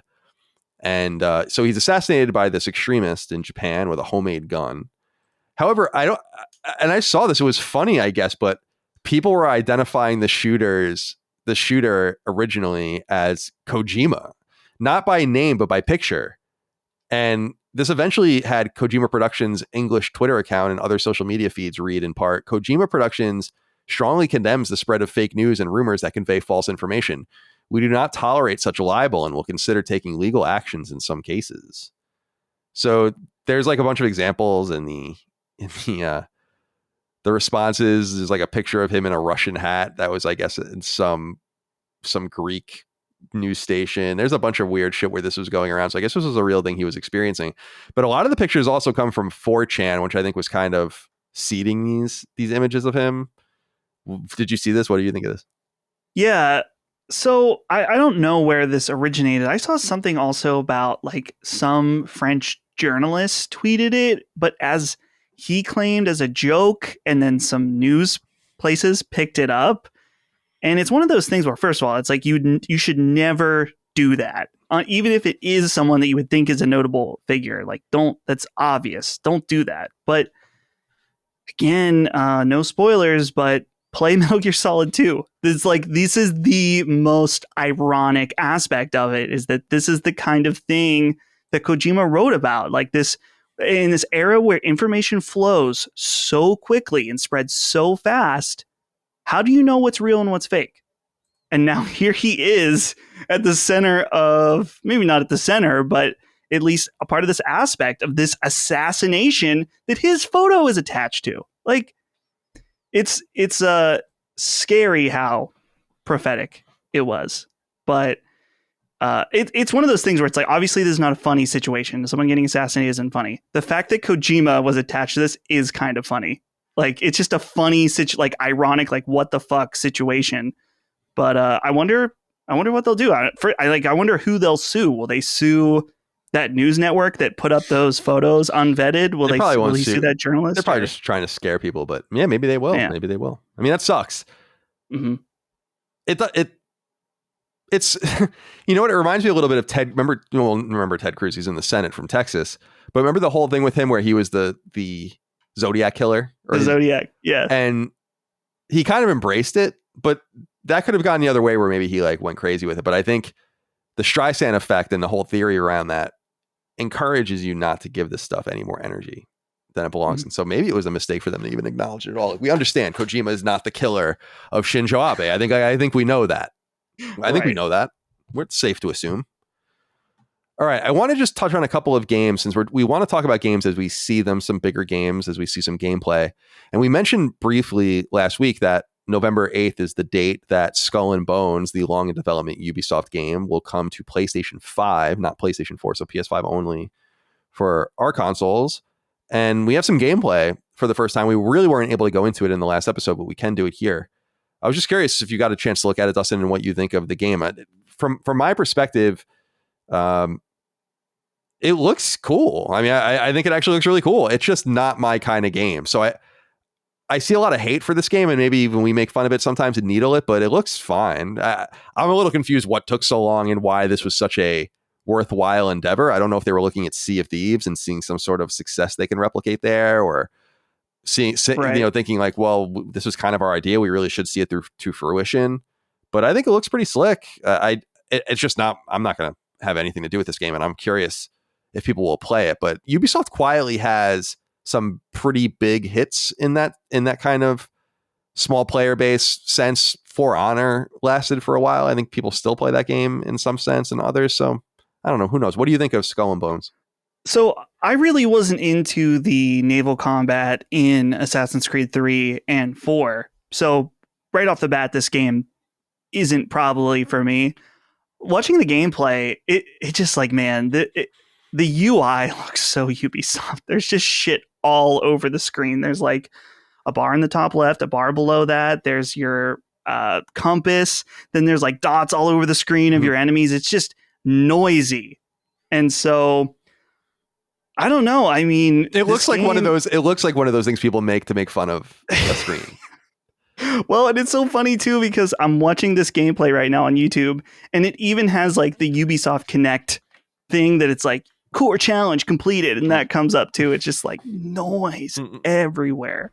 So I don't know. I kind of feel like their best bet was to make this free to play right out the gate, because it seems like you said, a lot of people are clowning on this game and making fun of it and think that it doesn't look very good, but they're going all out. In fact, I think because this is, I don't know if it's their first PS5 only title, but I want to say they're going full $70 with this. There's no more cross, like some games 60, some games 70. I think they're going full 70. So bold. Also right around God of War, which is also like...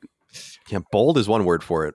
Very bold. Very bold. It is funny, as far as the UI is concerned, like, I don't mind noisy UI sometimes. I find them sophisticated and interesting. They're so much different than the old UIs from old games. We have to remember where we came from. But they can get noisy, and this one is ridiculous. I'm looking at the video that they posted on their blog, and I'm at 5:36, and I paused it, and I'm going to explain to the audience every single UI feature on this that is happening. So everything that's on the screen that's nothing to do with the gameplay, but just things that the game is marking for you or telling you to do. So in the upper left corner, there are 3 bars with 3 skulls next to them that each have their own color and own. So like one is white bars, one is blue bars, one is like smaller gold bars. And then to the right of that is a massive horizontal compass reading southwest. Next to that in the right corner is a flag. I don't know if that's a Dutch flag. I think that's an old Dutch flag with 3 red X's next to it and then a black X all in a black box.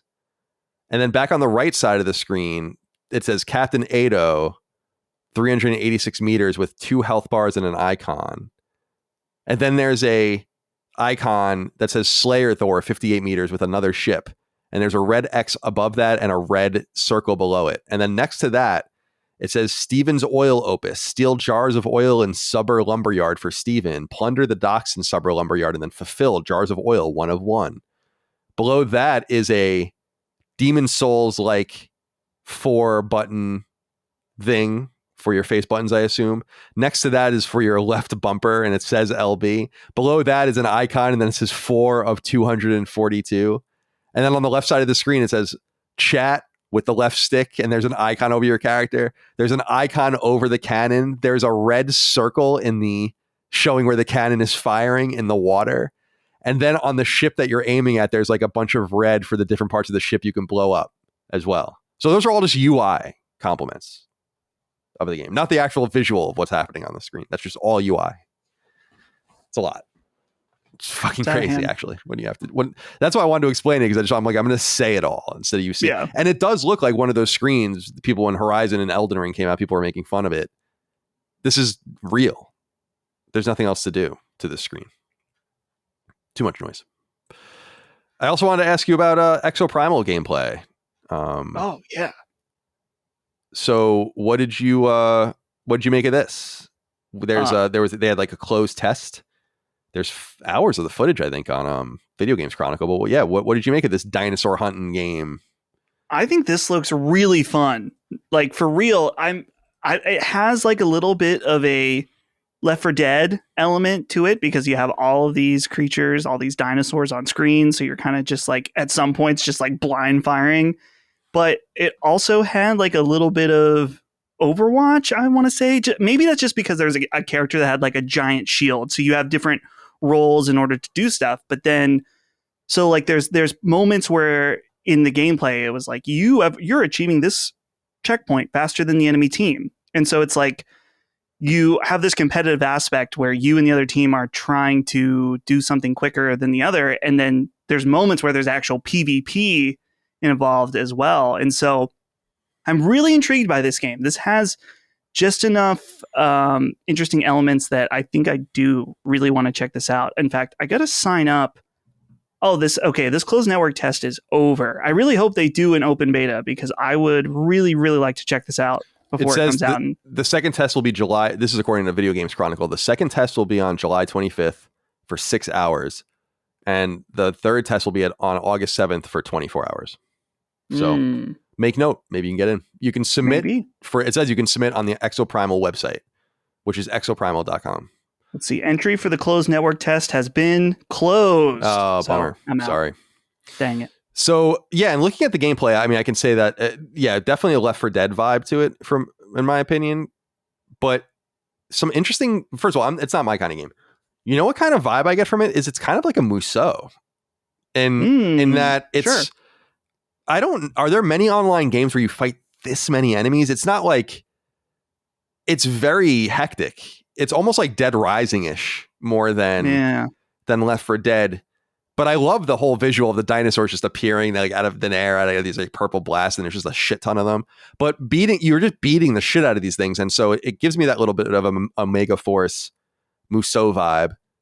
But It does make me yearn. I know people are disappointed that this isn't Dino Crisis, another Capcom property from the PS1 era, and that Turok is kind of dead, and all of the rest, or Turok's kind of sleep. They did re-release the Turok games not too long ago, but it does make me yearn for a single player dinosaur game, but like a more deliberate Jurassic Park type shooter, like horror experience would be really, really neat. And it reminds me, there was that Bethesda published dinosaur game that sucked. Do you remember what the fuck was it called? Bethesda. Yeah, I'm gonna Google this. I'm gonna say Bethesda dinosaur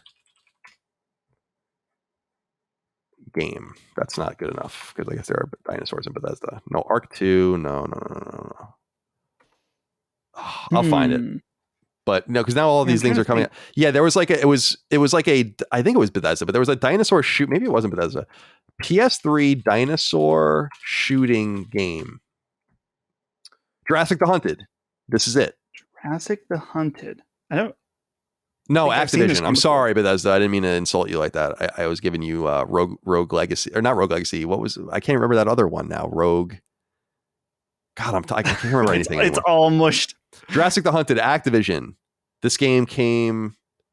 Yeah, I almost got the platinum in this game. This was the last type of that kind of game that I played, but it was not of a very high quality. I think I almost got the platinum in it. It came out November 2009 for anyone that's curious. But yeah, so it would be cool. I know people are Rogue Warriors, the game I was thinking about, by the way. I know people are yearning. So that's what made me yearn for more dinosaur content. All right, let's get into what we're playing. I'll kick it over to you first. You can talk about whatever you'd like. I'm playing. So I've beaten a few of the bosses now in the Cuphead DLC. I was worried initially that I may have lost my touch, because I sat down probably 2 or 3 times to play it, and I wasn't really in the right headspace, and I was just getting destroyed. And I was like, oh no, I can't play Cuphead anymore. But the last few times I've sat down to play it, I've actually have progressed, and it's cool. It's like I said before, I think it's just mostly more of the same, which is totally fine. That's kind of what you want from a DLC. But there are some interesting mechanics that they've added, whether it's being able to play as Chalice Girl, which I haven't done yet just because it's different enough that I don't want to relearn how to play the game as Chalice Girl. But there's some interesting boss mechanic aspects as well. Like there's a level where I won't describe it further than this, but where you get turned sideways. And so it screwed me up so bad that what I literally ended up doing was turning my head sideways to play those parts, because your character still moves the same way. It's just he's on the side of the screen. So I ended up like turning my head left and right while I was playing. It was kind of fun. Gamer moment. Yeah, it was definitely a hardcore gamer moment. And then the main thing I've played over the past week is Resident Evil 3 Remake. Let me tell you, Colin, I got whiplash from playing Resident Evil 2 Remake directly to this game. It's weird because when it starts, you're like, whoa, this is going to be, it feels like it's going to be to that same quality. You have the same level of graphics, character models. It feels and plays similar as well, like the way the characters move, the shooting, but there were just so many frustrating aspects. I know that when I mentioned it last week, I talked about how I didn't like the dodge mechanic that they implemented for this game, and that continued to be annoying as I played. And there were numerous instances of insta-kill stuff where if you're like fighting a boss or this certain creature, if you get close, they're just going to kill you just straight up. And I get that that can be an interesting mechanic, but overall that it happened multiple times as I was playing, I was like, dang, this is really, really annoying. And what's funny is that I guess one of the negative aspects to some people maybe is that it is short. But by the time I was done with this game at like, I don't know, 4 hours, 4.5 maybe, and that's because I was probably going slow at points, I was glad it was over. It just in so many ways is inferior to Resident Evil 2. Thinking about like the police station and how that was like an area you kept returning to, how extensive it was.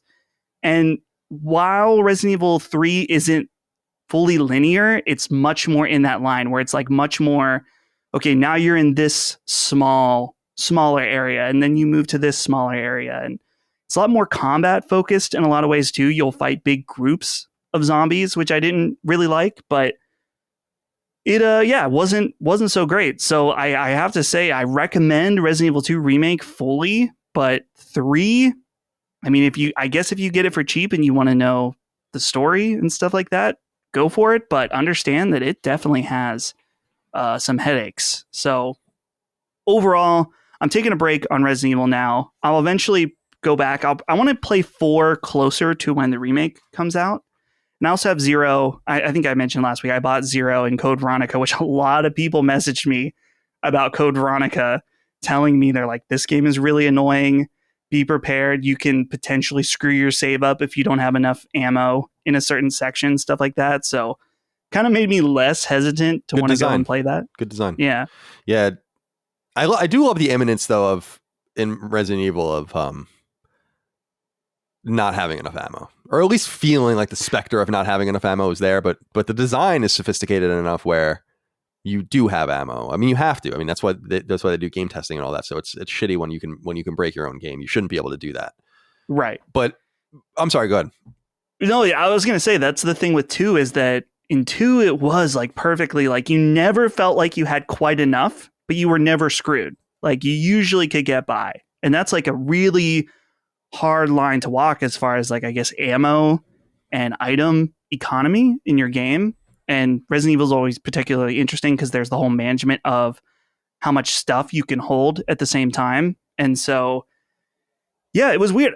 I'm trying to remember back just because I wasn't on the show at that time. And I know you and Chris kind of both felt the same way, that you didn't really like it either, like it very much either. But that was a different team that did that? Like they kind of outsourced that and kind of did it quick and cheap. Yeah. Right? I want to say, was it that M2 team or whatever?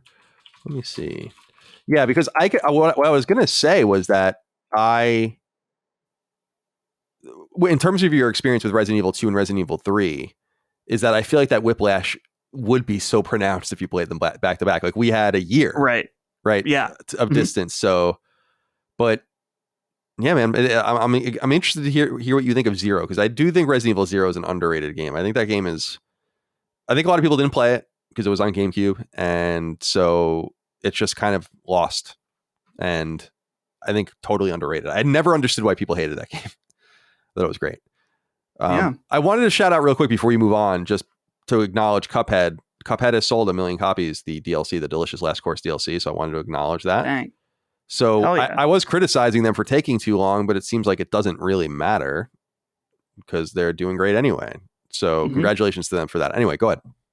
Yeah, and then the last thing, kind of what I'm focused on now, is that before Final Fantasy VII Remake came out, I went and I played through the Midgar section of the original and a little past that, because I've never finished Final Fantasy VII. So I thought, now's a good time. I'm going back. And so I'm back playing Final Fantasy VII. Are you playing it on PS4?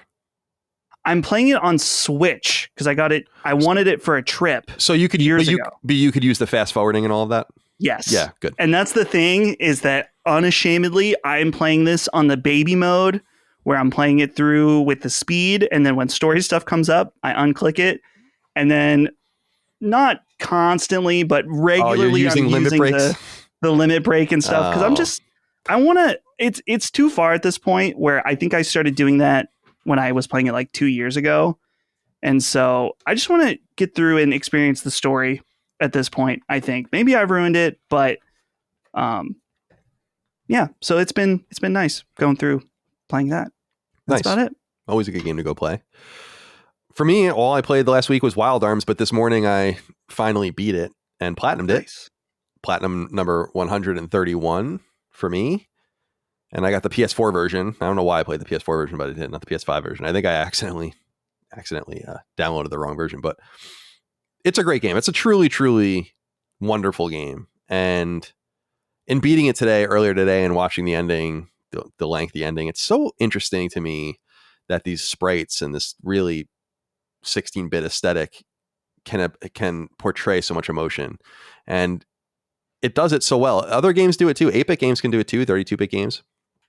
Of course, more realistic games can do it even better in a lot of ways, but there's a lot of oomph to this game. And I just want to reiterate the really great strategic, creative choice to just focus on 3 protagonists and really get to know them and their relationships. And the ending is so cute and emotional. And so I just want to give Wild Arms a shout out, the wonderful PS1 exclusive 1997 JRPG that kind of withered away into memory in the shadow of Final Fantasy VII, but developer MediaVision followed it up with a bunch of games, and those are, of course, second-party PlayStation exclusives, and Wild Arms is available on PS4 and PS5 right now with trophies, along with Siphon Filter and others, if you have interest in playing them. Either a la carte, by the way, or on the subscription service. Before we move on to the news, though, Kamza115 wrote in and said, "Hey, lads, hope you're all doing well. Are any of you planning on playing Stray next week? Seems like it's dropping at a perfect time since there's not much to play right now. Also, it doesn't hurt that you get to play as a cute cat. If you do decide to play, would it be a game you might consider doing a spoiler cast for? I really enjoyed the Quarry spoiler cast and would love for you all to do some more low-key games between big releases." Yeah, I'm totally open to it if there's like a story to be told that we can go through. I know that the game can be beaten rapidly because there's a trophy for doing it in 2 hours, which is cool. I have no problem with that. I want to say, I think this, I'm kind of tapped out of this game as far as looking at it, but this game looks great. I can't wait to play it.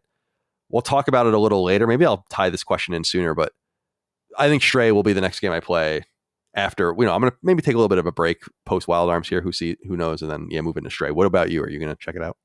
Yeah. Well, since I have the PlayStation subscription now for a little bit longer, I can't remember how long since I just upgraded for my remaining thing. Might as well. And this is one that I'm intrigued by. I know there's a meow button to my understanding, I think. So that's very cute. And it's funny, the 2 hour, the like speedrun trophy is interesting just because for me, the fact that this is like, could be a digestible 4 to 5 hours is awesome. I love that, like a nice tight experience. Agreed. And so that makes it even more appealing to me. So yeah, I will definitely check it out next week.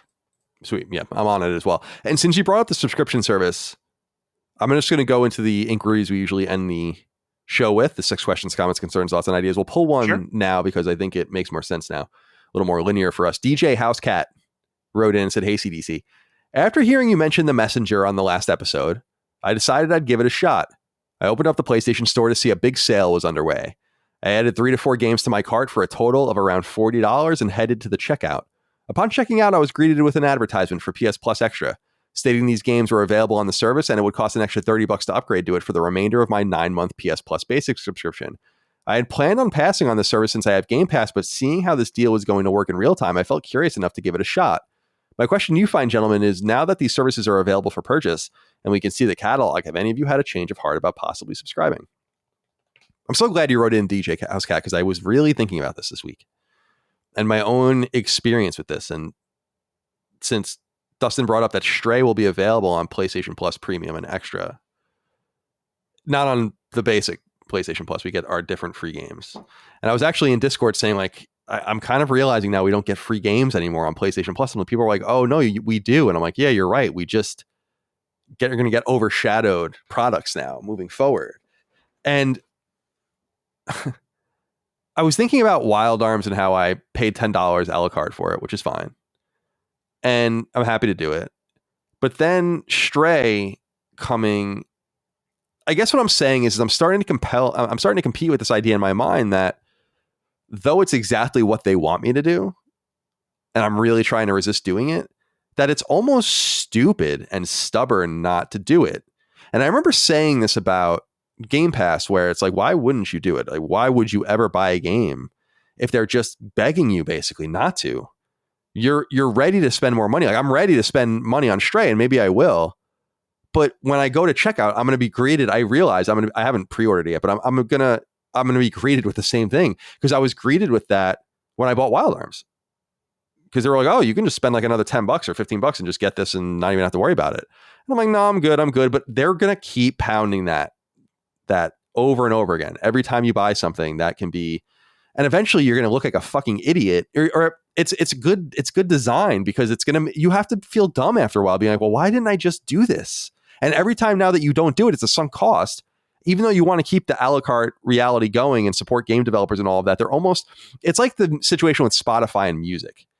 It's so hard to justify buying music. Why on earth would you buy music?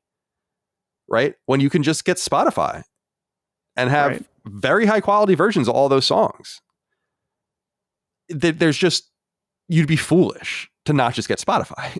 And I'm kind of realizing I'm in a similar pincer here, where I'm wondering what I'm going to do when I'm greeted with that Stray message, because it's going to happen. And if Stray, I don't know how much Stray is, but if it's $20 or $30, it's conceivable that they're going to be like, it's literally just the same amount of money to just get the next PlayStation Plus thing. And I'm going to be like, you're right. And also, I think that the draw of day and date games could be greater. That won't generally be interesting to me, but Stray is an example of a game that's definitely interesting to me. I was thinking about how few PlayStation Plus games I play. I actually asked the listeners on Discord to tell me the last PlayStation Plus game I even played, and they came up with the answer Maneater, which is a good answer. And that's almost 2 years ago now, a year and a half ago. So I don't know, man. Does that vibe with you? I mean, are you understanding what I'm saying? I feel like there's more resonance to this idea by its mere existence, because it's going to constantly haunt you.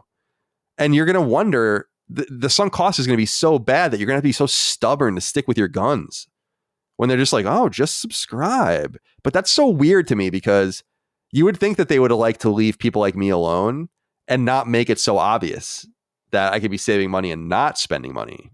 But they'd rather that subscription number, I think, that notch. So what do you think? Does any of that resonate with you? Yeah, it's a weird situation, because I think about, there's an argument to be made that it's like, okay, I'm trying to think, how much is it? Like an extra $10 or $15 a month for this. And so, yeah, you have access to all these games, but at the end of the year, after you've spent $100 or whatever, you could cancel it and you have nothing for that $100 other than the experiences that you had.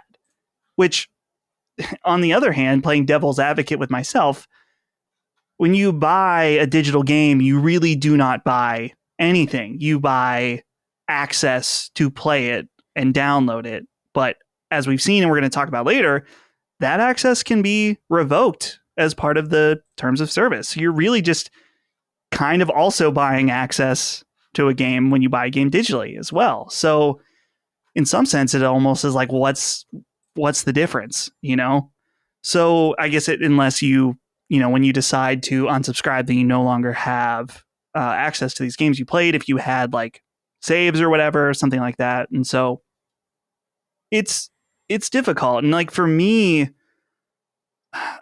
so I bought Game Pass on a deal, I think late last year during Black Friday. And I think I bought like a year or two, and I haven't used that service at all. Really. Like I played a little bit of Shredder's Revenge, which I really want to get back to, but I haven't really used it.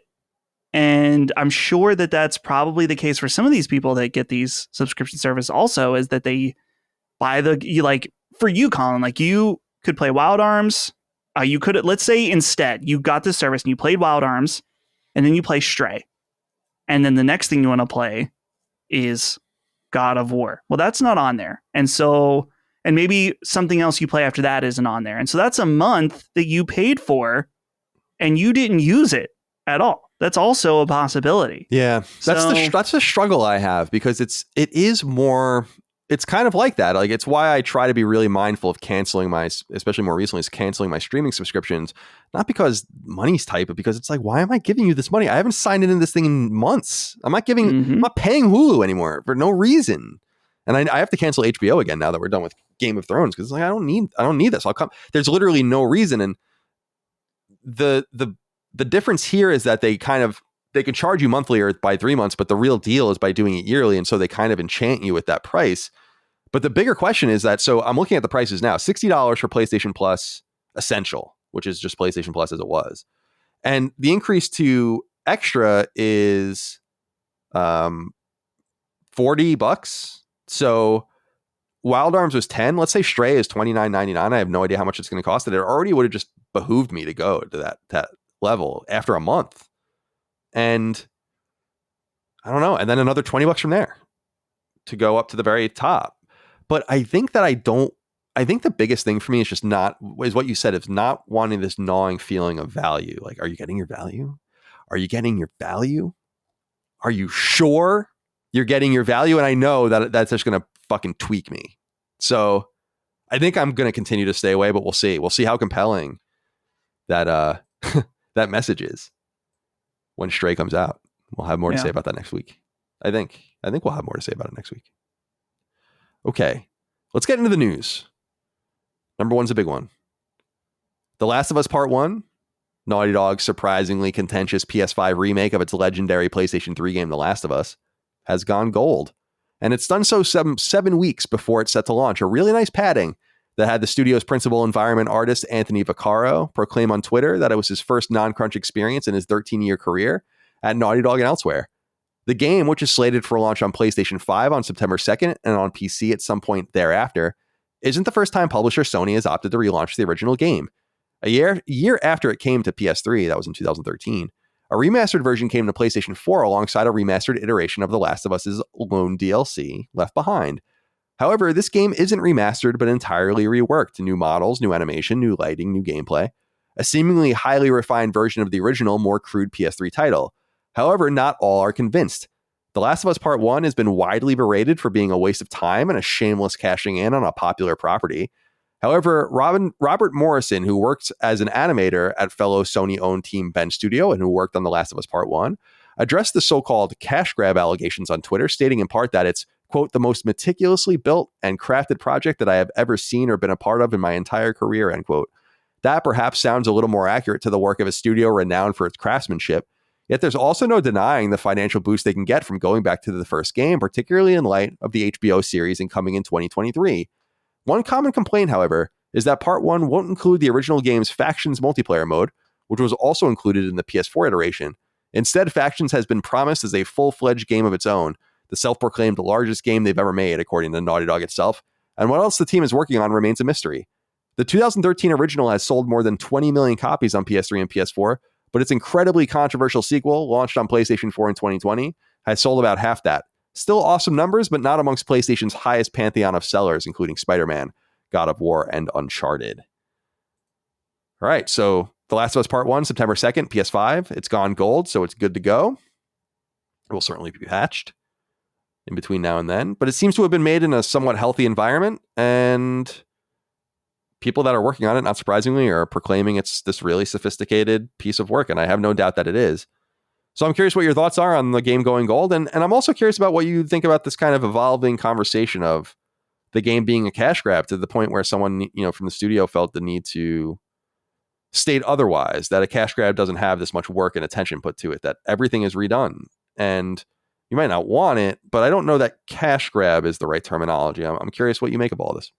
Yeah, in some ways I feel like, well, something can still be meticulously crafted and good and still be a cash grab at the same time. I guess you have different contexts of what that word means.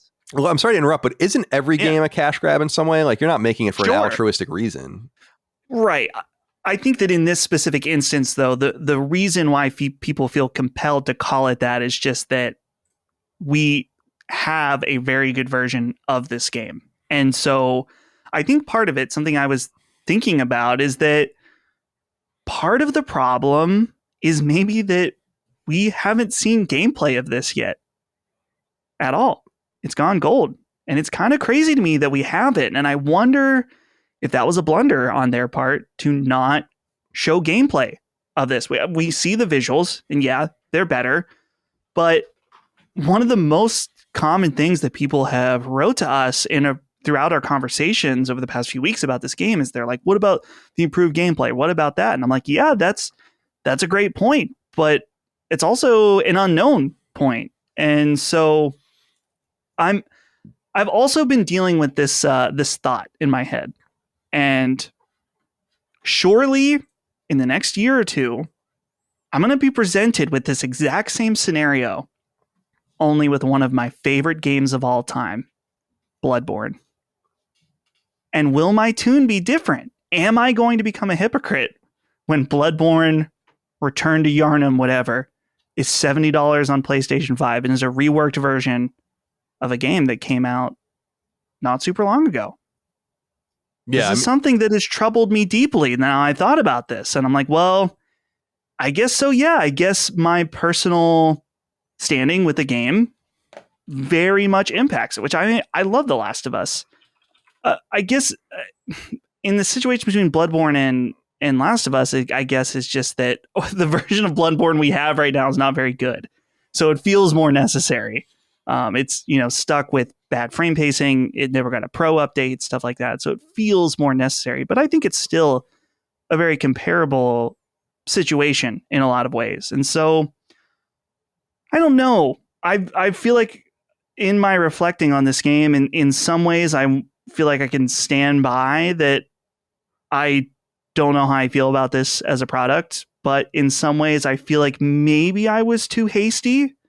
But I think the biggest thing overall is just that there's still a lot of unknown about this product that is coming out pretty dang soon. And so maybe they're just saving it because it's like, we don't need to show anything. Like, why would they? This game's the game already sold 20 million. They'll sell quite a few of this one as well. So I feel like as a commentator in this space, like I have a duty to check it out and play it.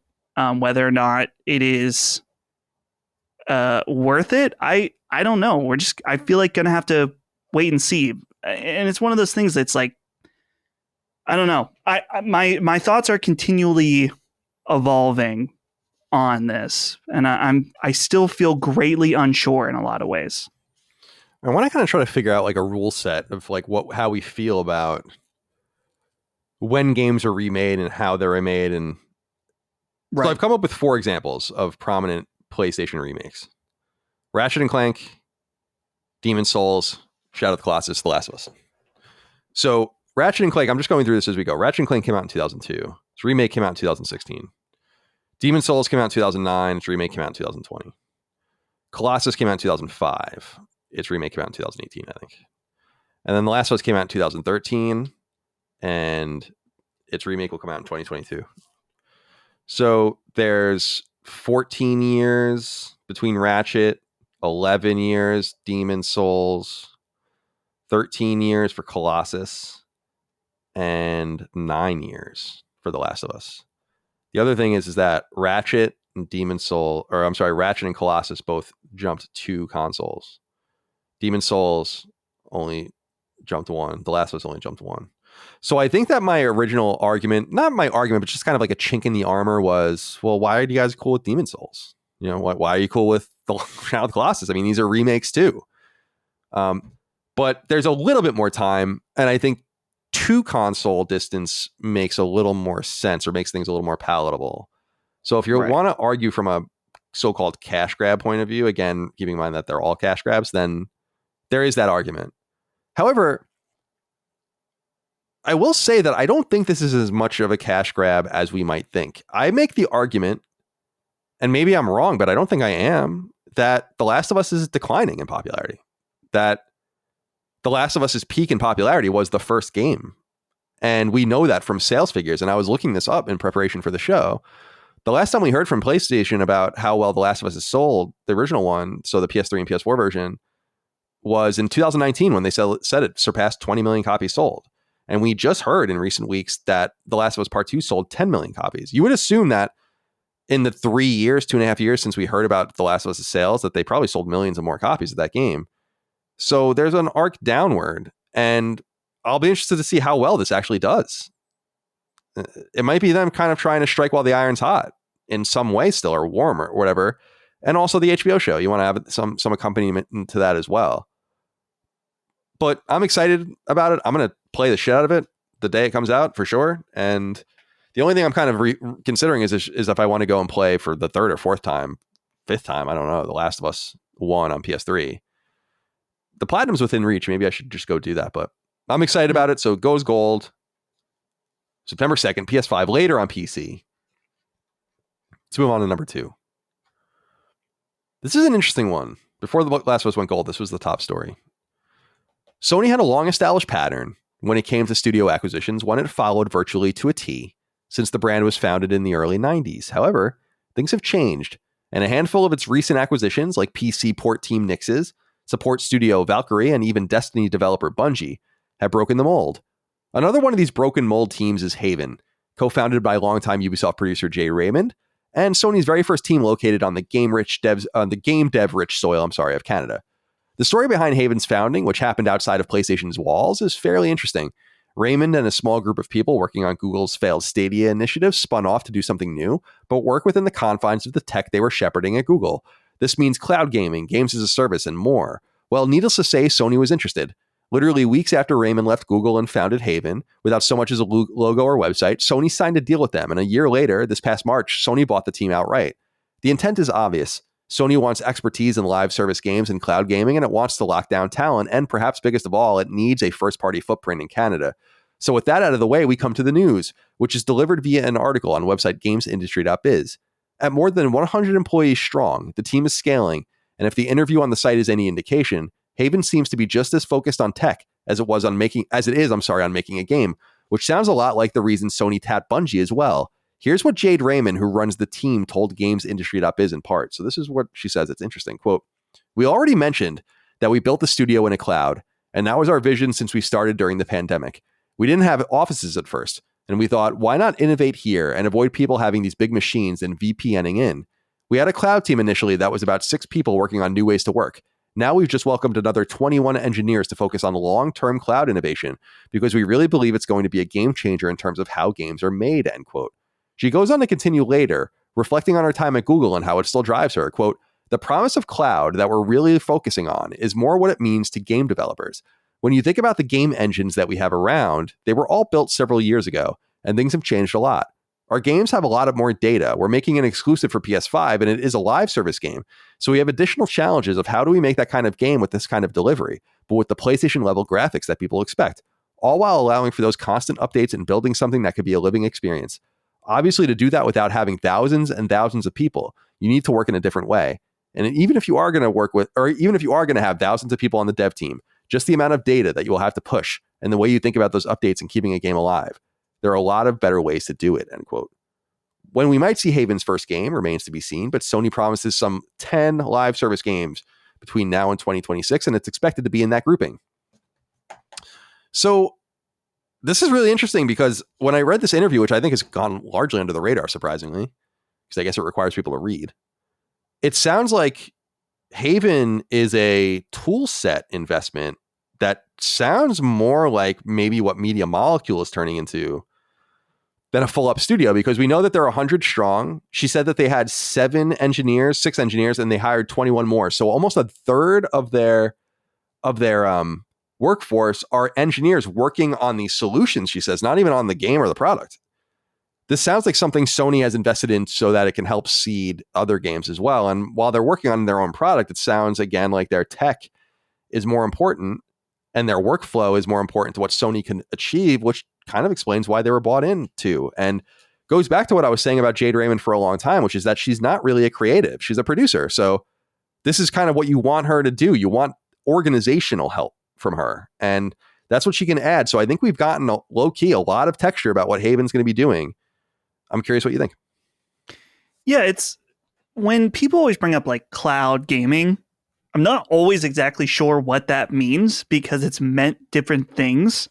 I specifically remember during the Xbox One era, there's this idea that was like, well, Xbox isn't as powerful as PS4, but it has the power of the cloud.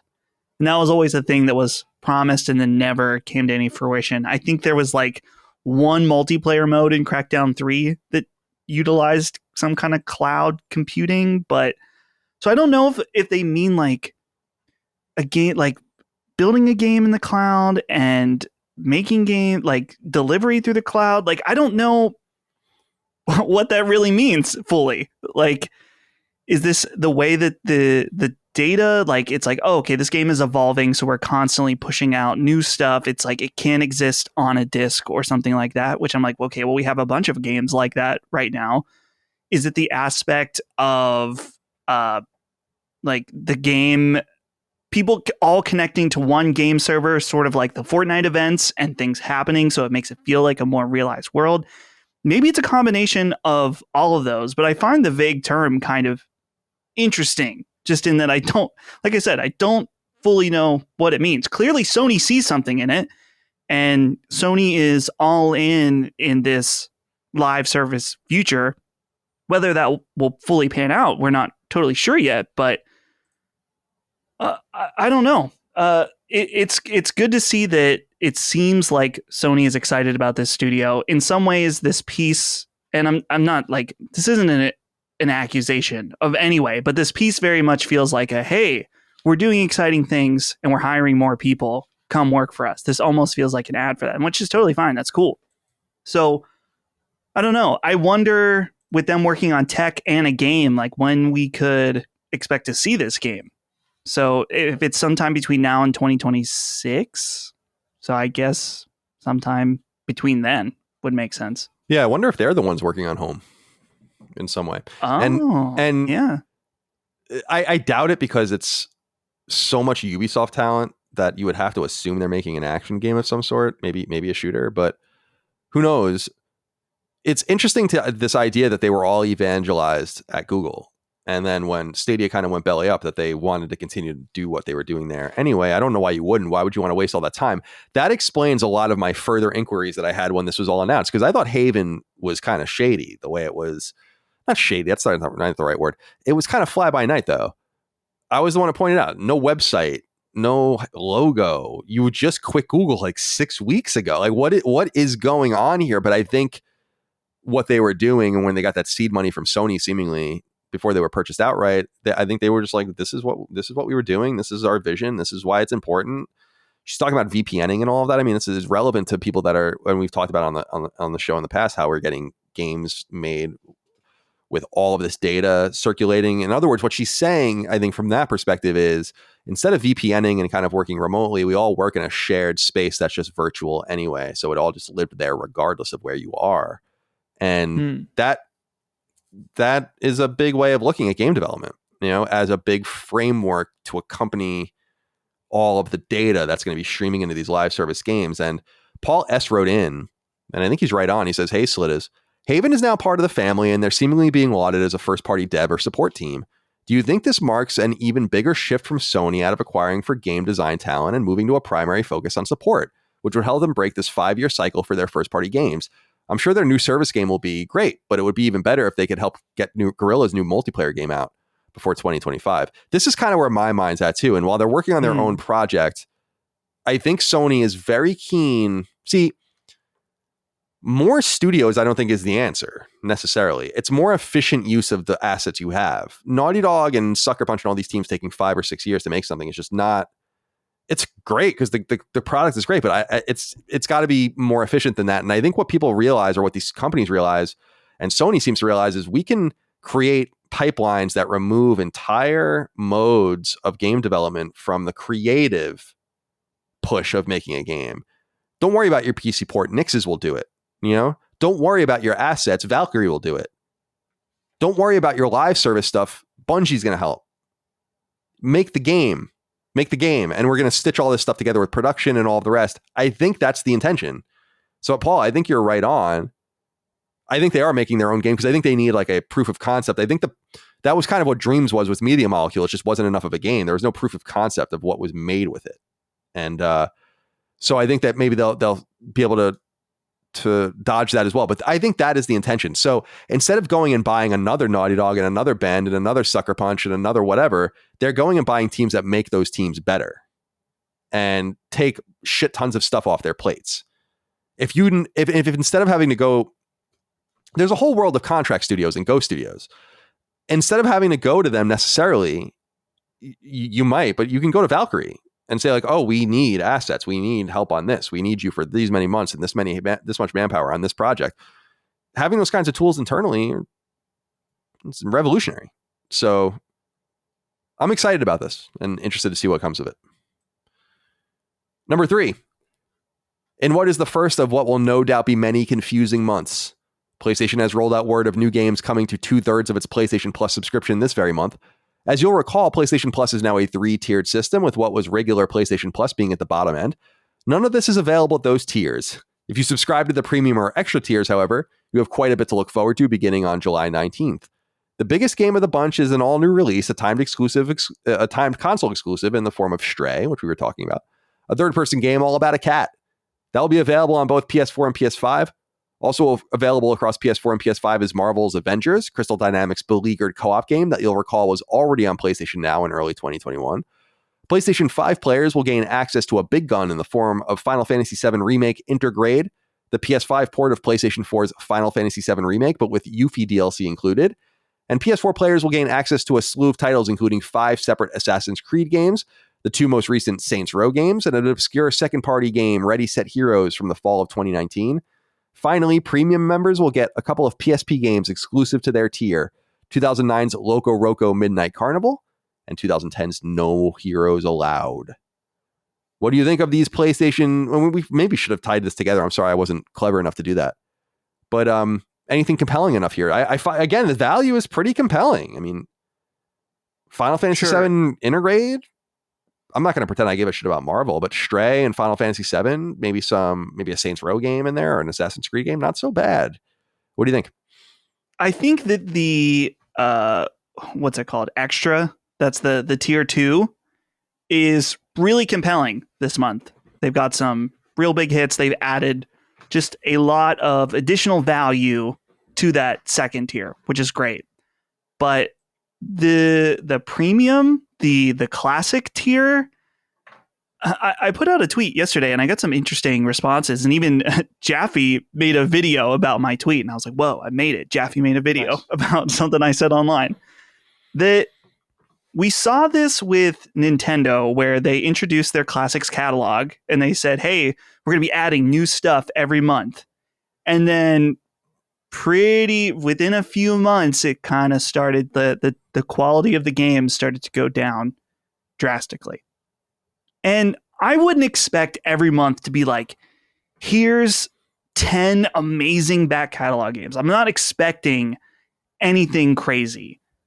But for it to be month 2 and for us to get 2, I don't want to say obscure, but lesser known PSP games as the addition, this is embarrassing. Like, clearly they could have put especially for a month 2 of your subscription service, like give us one first party PS1 game, even if it was like here's Siphon Filter 2. We put the first one on last month.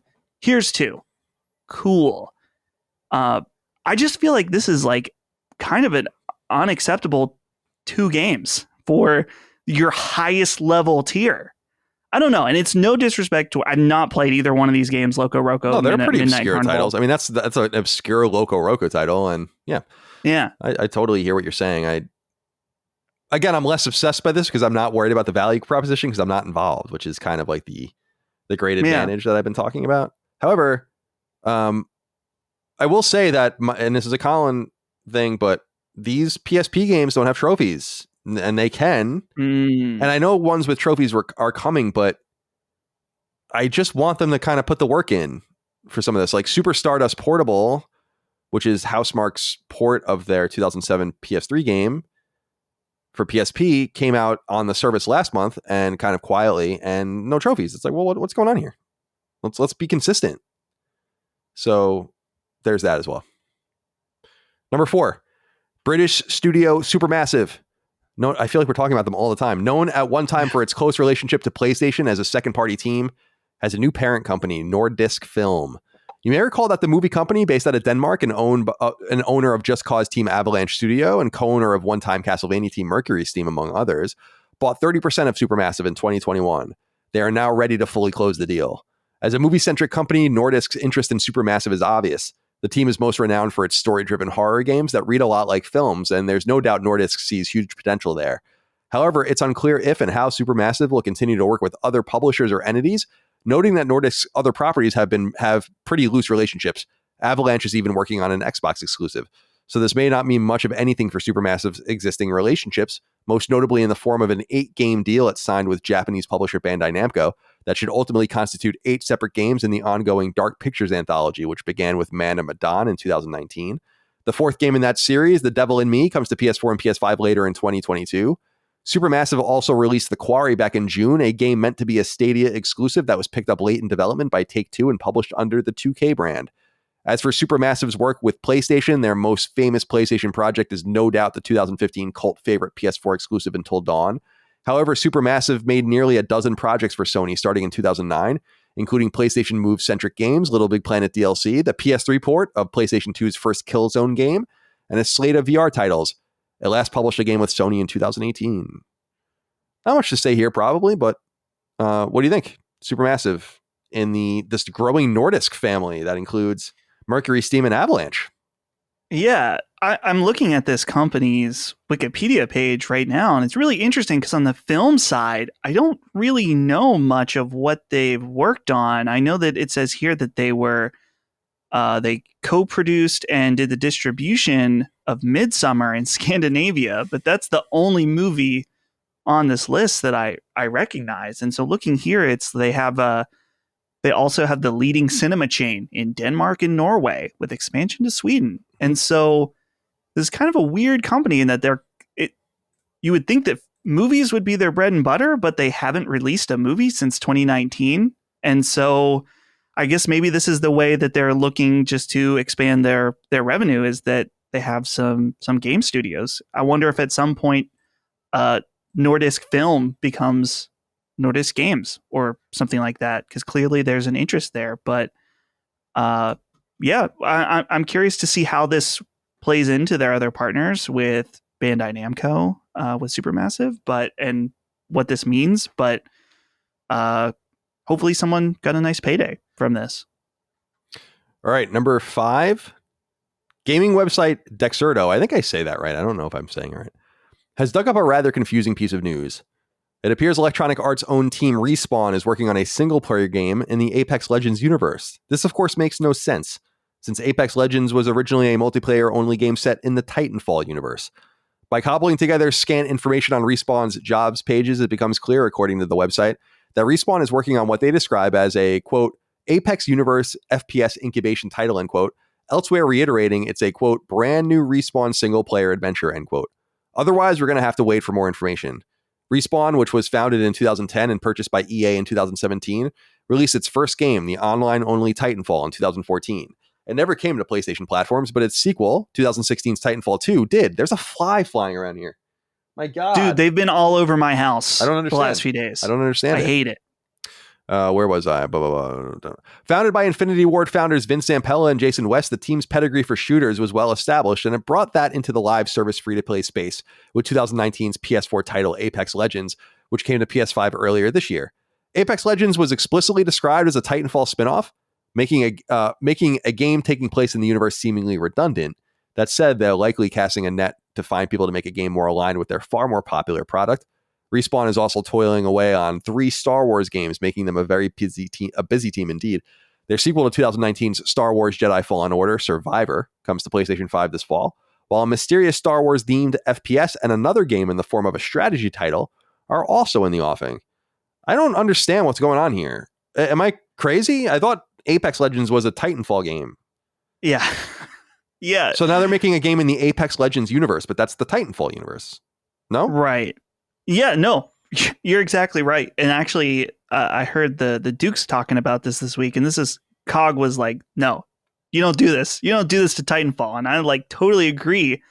But I guess I get it from a marketing perspective is that Apex has surpassed everything that Titanfall was in many ways. And so it's kind of like, yeah, Apex is now the prime title around this universe. And it's somewhat comparable in some ways to what happened with Shin Megami Tensei and Persona, is that I remember some people were confused about SMT5. They're like, is this like a Persona type game? And it's like, no, this is actually what the prime version of that is SMT. And so I guess that happens every once in a while when you have some kind of spin-off that is more successful than the original, then the original kind of gets fallen by the wayside. But, Colin, the most important thing here is Respawn taking on too much. How many people are at this team? How can they handle this many projects at once? It seems deeply concerning to me, at least. Yeah, I think this is what bit Halo Infinite in the ass and 343 in the ass too, is that you expect when you have this many games going on or a really big game that your headcount internally can't keep up with, is that you hire external help, either in the form of freelancers and contractors or other studios. And I wouldn't be surprised if the other studios working on Apex Legends games, quote unquote, were extensive, and not only within EA's circle of studios, but outside as well. Because yeah, I think they're 300 or 400 strong. That's big, but it's not huge. I mean, that's enough to make maybe 2 games at once. So it is interesting to see. But Respawn is the crown jewel right now EA has, and they really have to take care of them and nurture them. And I agree. This could just be nomenclature. In other words, they're just saying like, yeah, it's the same. We understand it's the same. We're just hiring for a game. We're not like saying it's an Apex Legends game. Like we know it's our game. Like we understand. So it could just be that, but it's slow right now. So let's talk about it nonetheless. And finally, number 6. An episode or 2 ago, we discussed Sony's new PC gaming brand INZONE. Remembering, of course, that PlayStation is its own company owned by Sony. INZONE would sit alongside PlayStation, but work great with PlayStation 5. However, the offerings are squarely aimed at PC players. And in an enlightening piece from Japanese publication Nikkei, we now know a little more about Sony's intentions.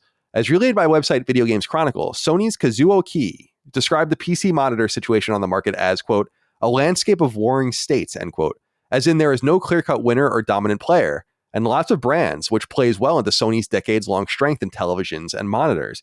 He said in part, quote, Sony is unique in that we come from a background in TV manufacturing.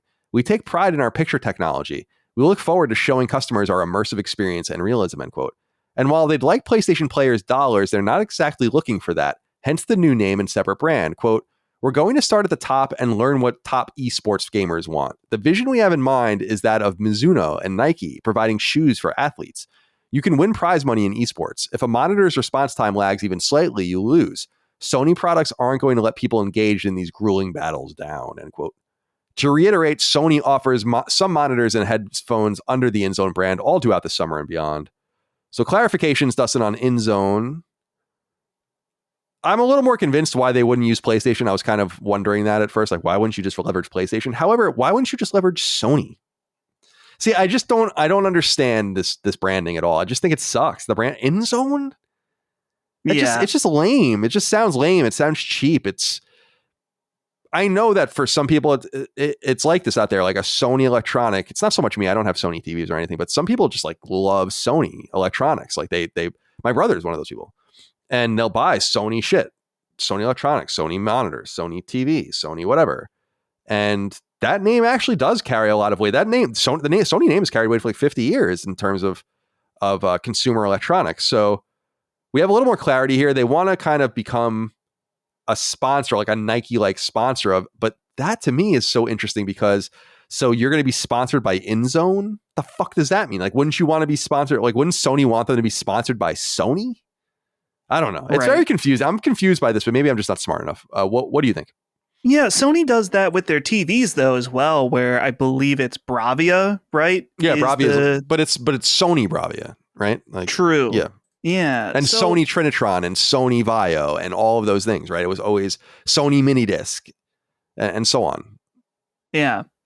So I don't know. Yeah, the branding is a bit confusing, but I think what's most compelling about what he's saying about there being no clear winner in the PC monitor space. And in the research that I've done, that definitely seems to be true to the point where people like me are using TVs. Like my primary monitor here on my left side is an LG C10 48-inch OLED screen. It's massive. It's stupid. But it's awesome at the same time. But I got this because I knew I wanted to be able to play 4K HDR 120 FPS, but the HDR actually be good. And no monitors have had good HDR basically up until this point. And more recently. And so it sounds like from what I'm looking at all these reviews is that people are overall very impressed with Sony's monitor overall. So this idea of them like, yeah, we're using our TV know-how and we're making a monitor that's really good. And that seems to be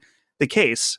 Doesn't seem like they hit it completely out of the park yet, and that there are some annoying aspects. People don't like the stand that it's on is one of the main things that I'm seeing. But overall, it seems like a really, really strong first outing in this area. And yeah, I think there is a possibility that they could become a market leader as long as they stay competitive and improve on the things that they not screwed up, but could have done better on in this first one.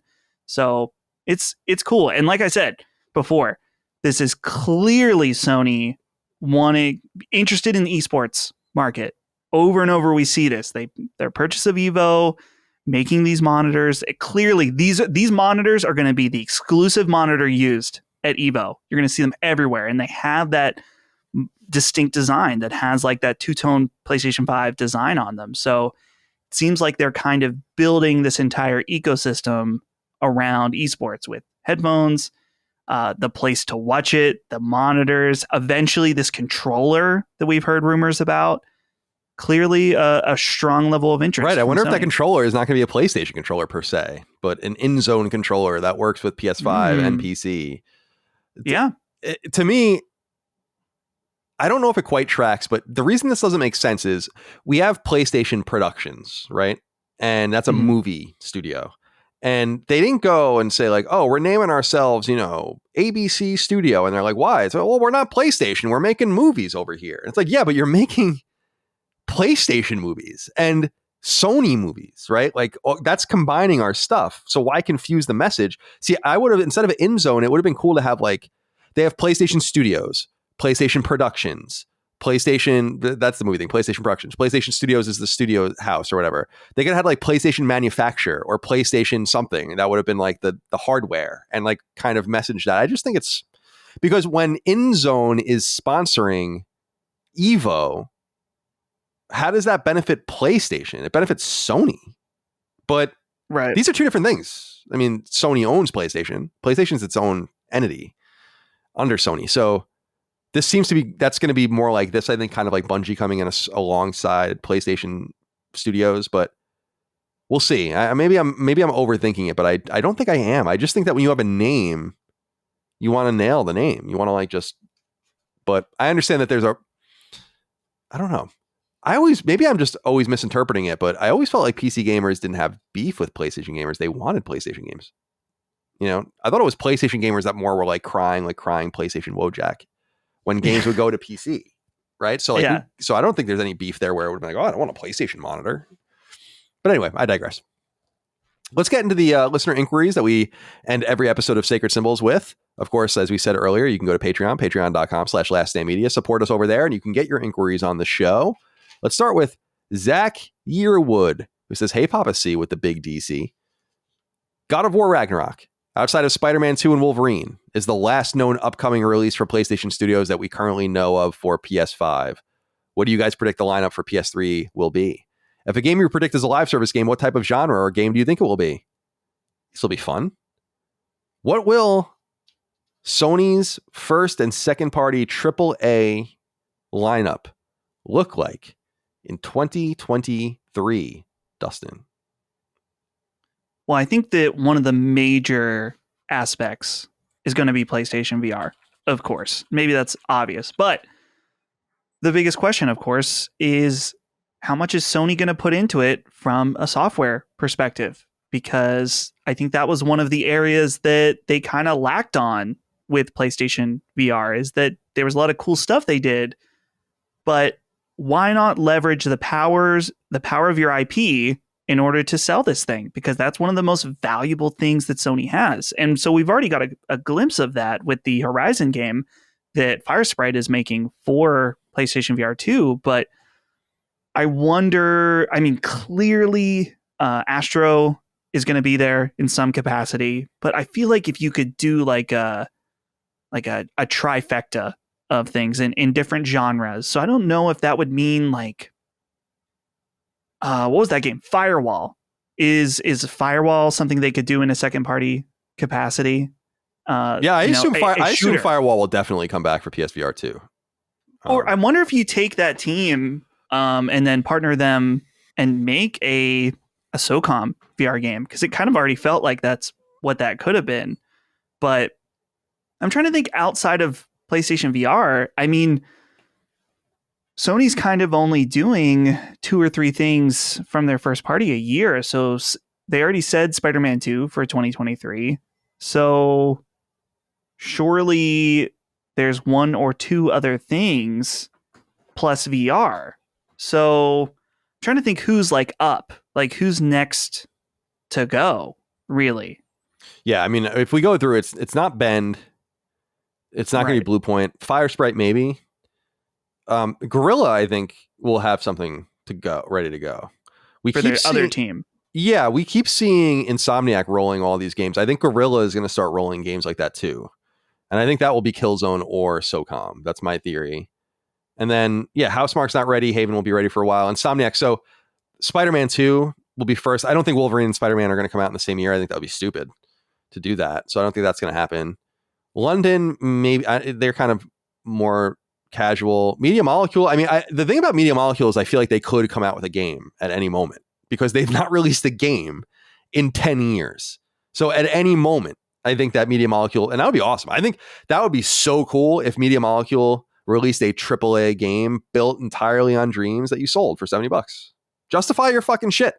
You know, like let's get going on this.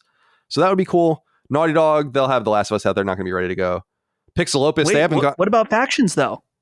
Oh yeah, Factions. Is Factions the live service game? I feel like they're saying that this is going to be big enough that it could be its own product, and I'm thinking this aligns with the Sony focus on live service. That seems like that would be a potential home run for that. Sorry, I'm writing notes here. So yeah, Polyphony, no. San Diego, no. Santa Monica, no. Sucker Punch, no. Asobi. So I'm just writing things down. So here's a prediction. If there are 4, not including VR, because I think Firesprite will go next year. They're going to go with Horizon, but that's not really what we're talking about. I think, this makes sense. Something like the 4 games we would get: Factions, Gorilla's game, Spider-Man 2, and something from the second party that we don't know about yet from the live service. And that's probably fairly conservative because there's so much that they haven't said yet. I mean, it is true, like the letter said. Who was it again? Zach. It's true, man. God of War Ragnarok's out. The only games that we know about are Spider-Man 2 and Wolverine, which are both licensed games from the same studio. I mean, and we know about Factions, but we really don't. We don't really know a lot about these projects. We know things are going on, but we don't really know. I don't consider that gospel until there's a solid leak or an announcement. And that's what makes it so interesting. So that's my prediction, something like that. 2 things I want to ask you, Colin. Just wild cards. Number 1, Metal Gear Solid. This is, I feel like, was a very hot rumor until it wasn't. Yeah. You know what I mean? That would be crazy. That would be crazy. You could imagine that they were trying to line something up for the 35th anniversary, and it's just not ready because COVID intervened or something like that.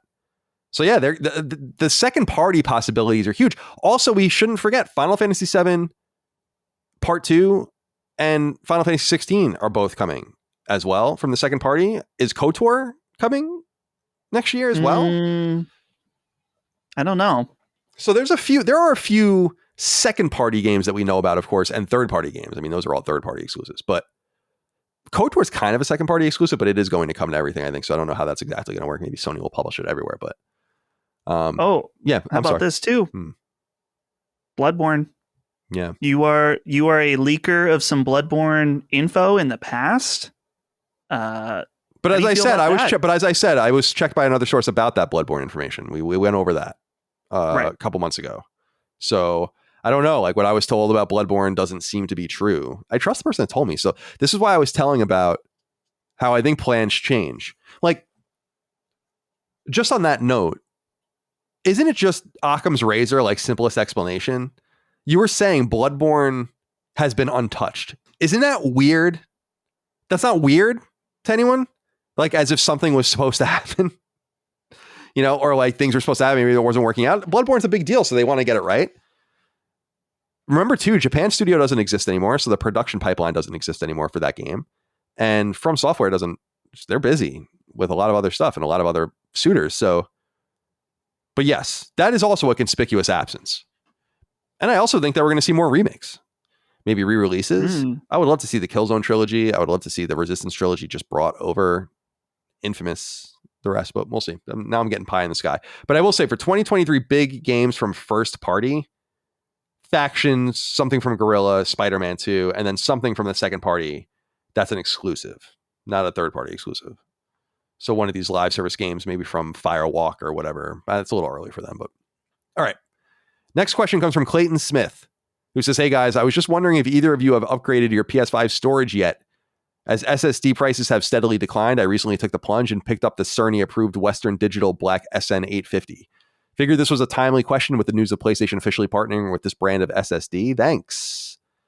What do you think about upgrades? Have you upgraded your PS5 yet? I must say, I haven't come up against any sort of storage limitations that have required me to even think about this, especially because it seems like PS5 deals much more judiciously with data. Remember, we had to download the packet on PS4, so you had to have twice as much space as you needed, and then they would delete the packet.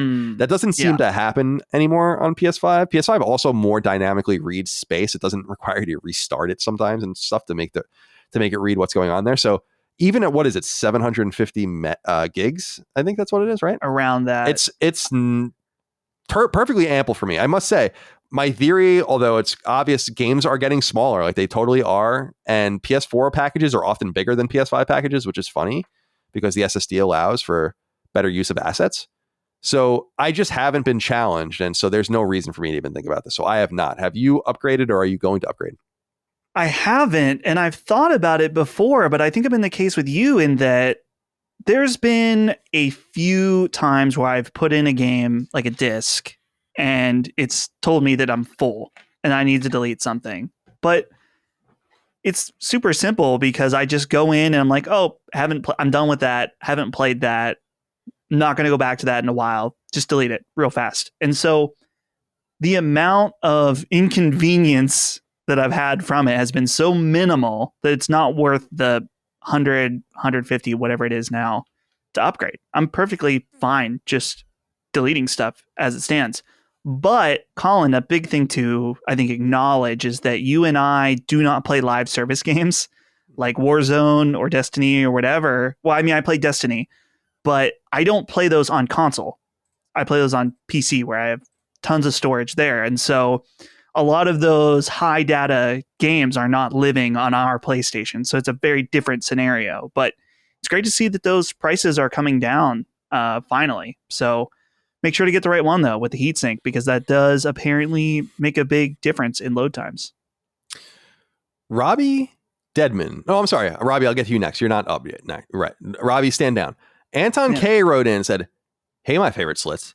I'm done buying games at release. This whole new feature of adding 120 hertz mode, allowing 40 frames at native 4K with RT pisses me off. This mode is such a huge boost in fidelity, but we're seeing it months after release.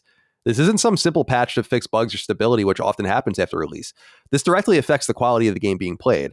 I don't understand why this isn't included at launch, and now I'm going to wait to buy first-party releases until they add this. Maybe I'll even get the game at a discount. Dustin, stand down. You know why." Do I? I don't know. He said he claims that you do. This is this is a powerful proclamation, and I agree, because I've long said, you're not, if you don't care about the zeitgeist and you have patience, then why wouldn't you just wait? It's kind of how I feel about movies. I could go to the movie theater and pay $15 or $20 and go see the movie and have some popcorn or whatever, or I can just fucking rent it in a few months for $3 on Amazon. And I don't give a shit about the movie enough to go and deal with that and out of the comfort of my own home. Sometimes I do, but most of the time I don't. So while I buy some games at launch, I'm perfectly happy to wait.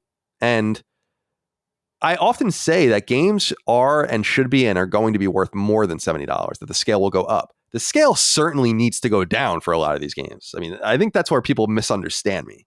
So waiting it out, paying less for the game, this benefits you. You're getting a better game, a more stable game. I've held off on Cyberpunk. I've held off on Dying Light 2. I still haven't played these games because of how broken they were. And maybe they're fixed now, but they also have this little nugget in my mind where I'm like, I don't know if I want to play these games now. Because of that, I will. I can't resist Dying Light 2, of course. But I understand what you're saying, and I just think that if you just have patience, why wouldn't you wait? What do you think, Dustin?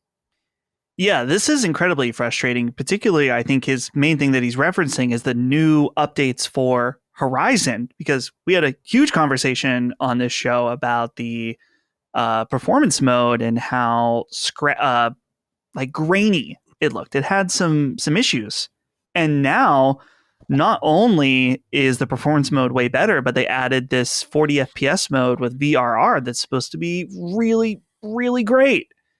And so, yeah, it's frustrating that these features aren't ready. But I don't know. From a dev perspective, you have to imagine that you're coming down the line and you're trying to fix up a bunch of other stuff. And this is probably kind of lower on the totem pole. And so for people that are obsessed with fidelity and stuff like that, then yeah, it is 100% in your best interest to wait a little bit. But at the same time, I get the benefit of playing it in the zeitgeist.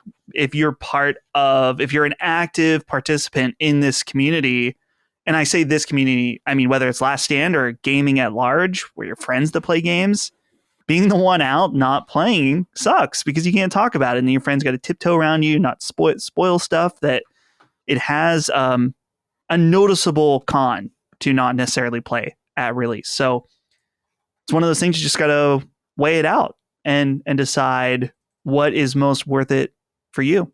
But I think that the main thing is that I just wish these modes were ready at launch completely. Yeah, no, I agree with that. It makes you wonder.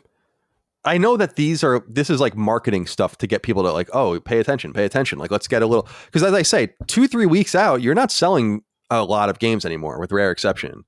So you need to have little bumps. How are you going to get people's attention? DLC bump, update bump, frame rate bump. New Game Plus. Yeah, New Game Plus, all that kind of stuff.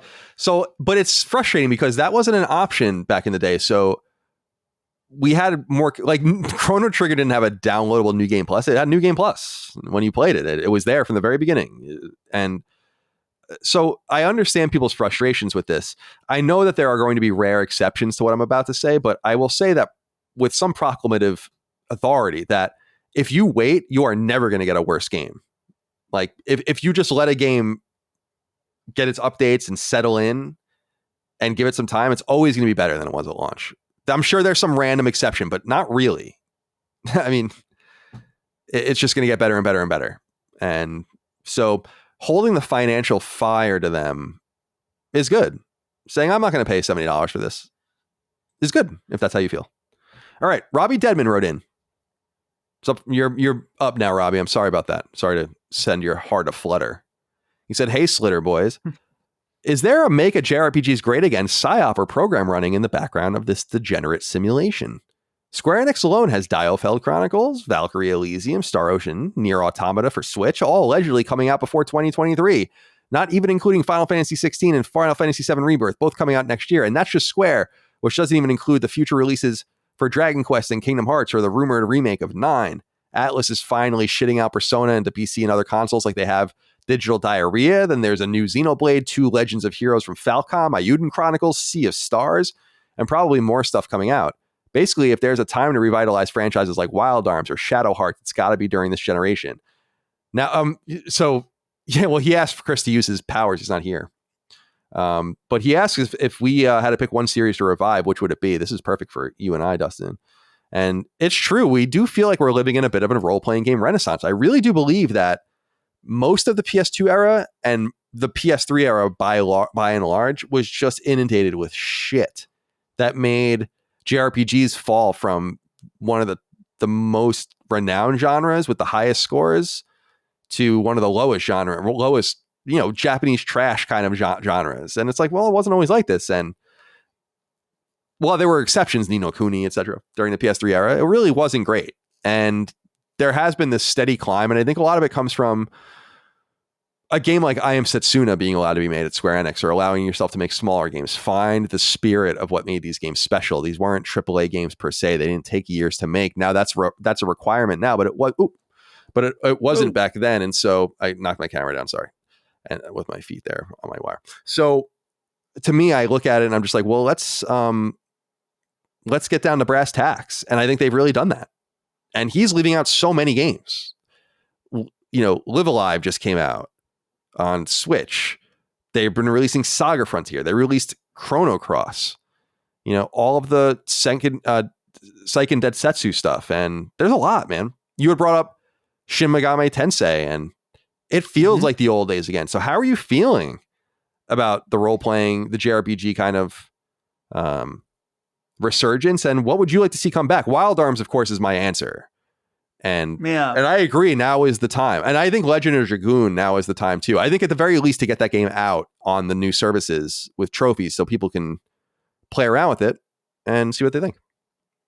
Yeah, it's exciting. And it's one of those things where I feel like with there being so many JRPGs right now that look awesome or that have come out recently that have been awesome, I think a lot of people are close-minded to these games because they saw an anime when they were a kid, or just have decided they don't like anything that's anime. And I'm just telling you that you're missing out. Like we are eating so good over here when it comes to JRPGs and just Japanese games in general, that open up your mind a little bit. Check some of these out, especially if you have one of these services where you can play one of these for free. Like, what's stopping you? Just try something different. But yeah, it's incredibly exciting, and it's sad at the same time to see Sony, who, like you said, had or still has a lot of great IP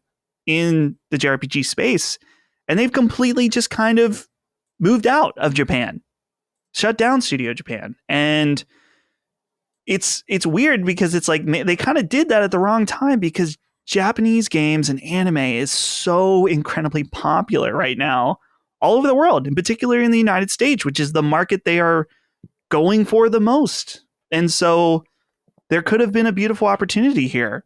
But now I think they're just going to have to probably get second parties to make some of these games if they do decide to do that. So as far as I'm trying to think of JRPGs I want to see come back, the first thing that came to my mind is not a JRPG, but a Japanese game.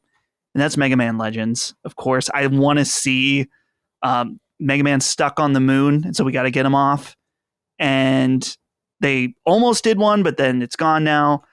I'd love to see, again, this one isn't so long ago, and I know they just did a mobile game, but I'd love to see a Ni no Kuni 3 would be incredible. Full console game would be great. And then I'm trying to think of old stuff. I didn't, when I was real young, I didn't play a lot of JRPGs outside of Pokemon, so I'm not quite as in tune with a lot of the older ones. But well, I agree with you that it's good to be open-minded.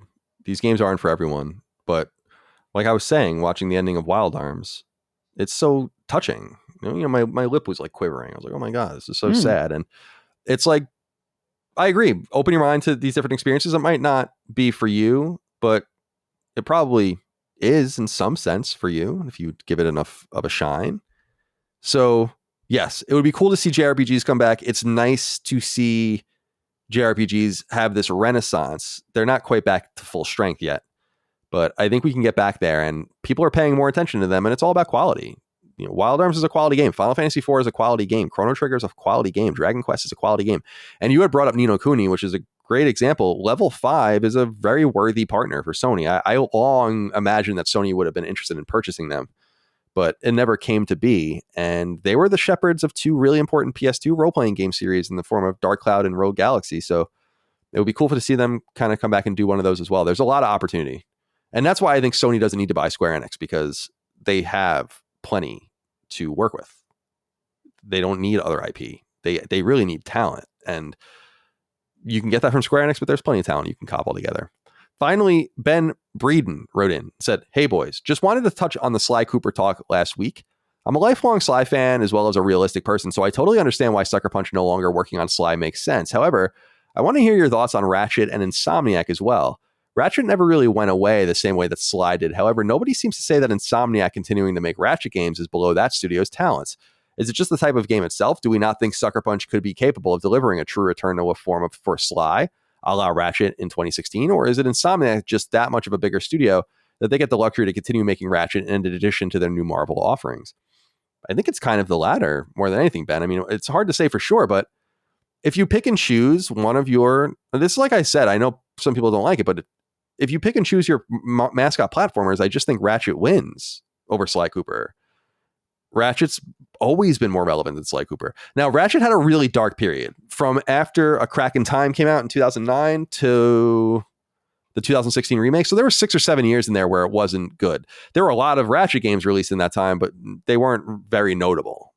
And it certainly seemed like the series was falling off. But 2016 showed that there was a great future in Ratchet. Sucker Punch never had the opportunity to do that. Sanzaru did, and some people liked Sly 4. I liked it. Some people didn't. But I just think you have to kind of pick and choose. Insomniac is structured and has been structured for a long time as 2 studios, 2 separate places, a place in North Carolina and a place in Burbank, California. And so it's easy to imagine a situation where they can keep churning out totally independent games from each other, and that's what they're doing. Not to say there's not any cross-pollination, of course there is, but that's what they've basically done. So I just think it's a unique situation. They've made their choice. And I think that they've chosen Ratchet. So it's not that Sly's bad. It's not that there's inherently anything bad about it. It's that you just don't want redundant products. And it's the same thing I said about Infamous. Why in God's name would you want an Infamous game to compete with the Marvel games? You have the cream of the crop superhero game. 4 of them ultimately you're going to have at least when all is said and done. In Spider-Man, Spider-Man 2, Miles Morales, and Wolverine. I mean, that's the very least you're going to get. I mean, that's worth way more than an Infamous game. So that's my take. What do you think? Do you have anything to add to this, Dustin?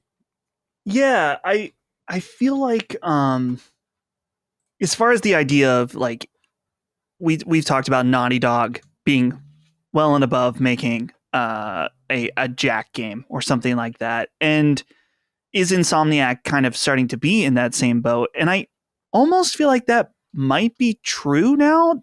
Not that the last Ratchet and Clank game was bad by any means, but I kind of wonder, like, it was, for me, it was like a good experience. I enjoyed playing it, and now it kind of like blends in my mind with the one before it, the 2016 remake. And so I'm almost of the opinion that I'm like, maybe they should put Ratchet down and focus on bigger and better things, because I didn't feel like the last one really evolved in ways outside of like, yeah, it was a beautiful game on PlayStation 5. The graphics were incredible, but I don't know if I need more Ratchet from them personally. So I don't know.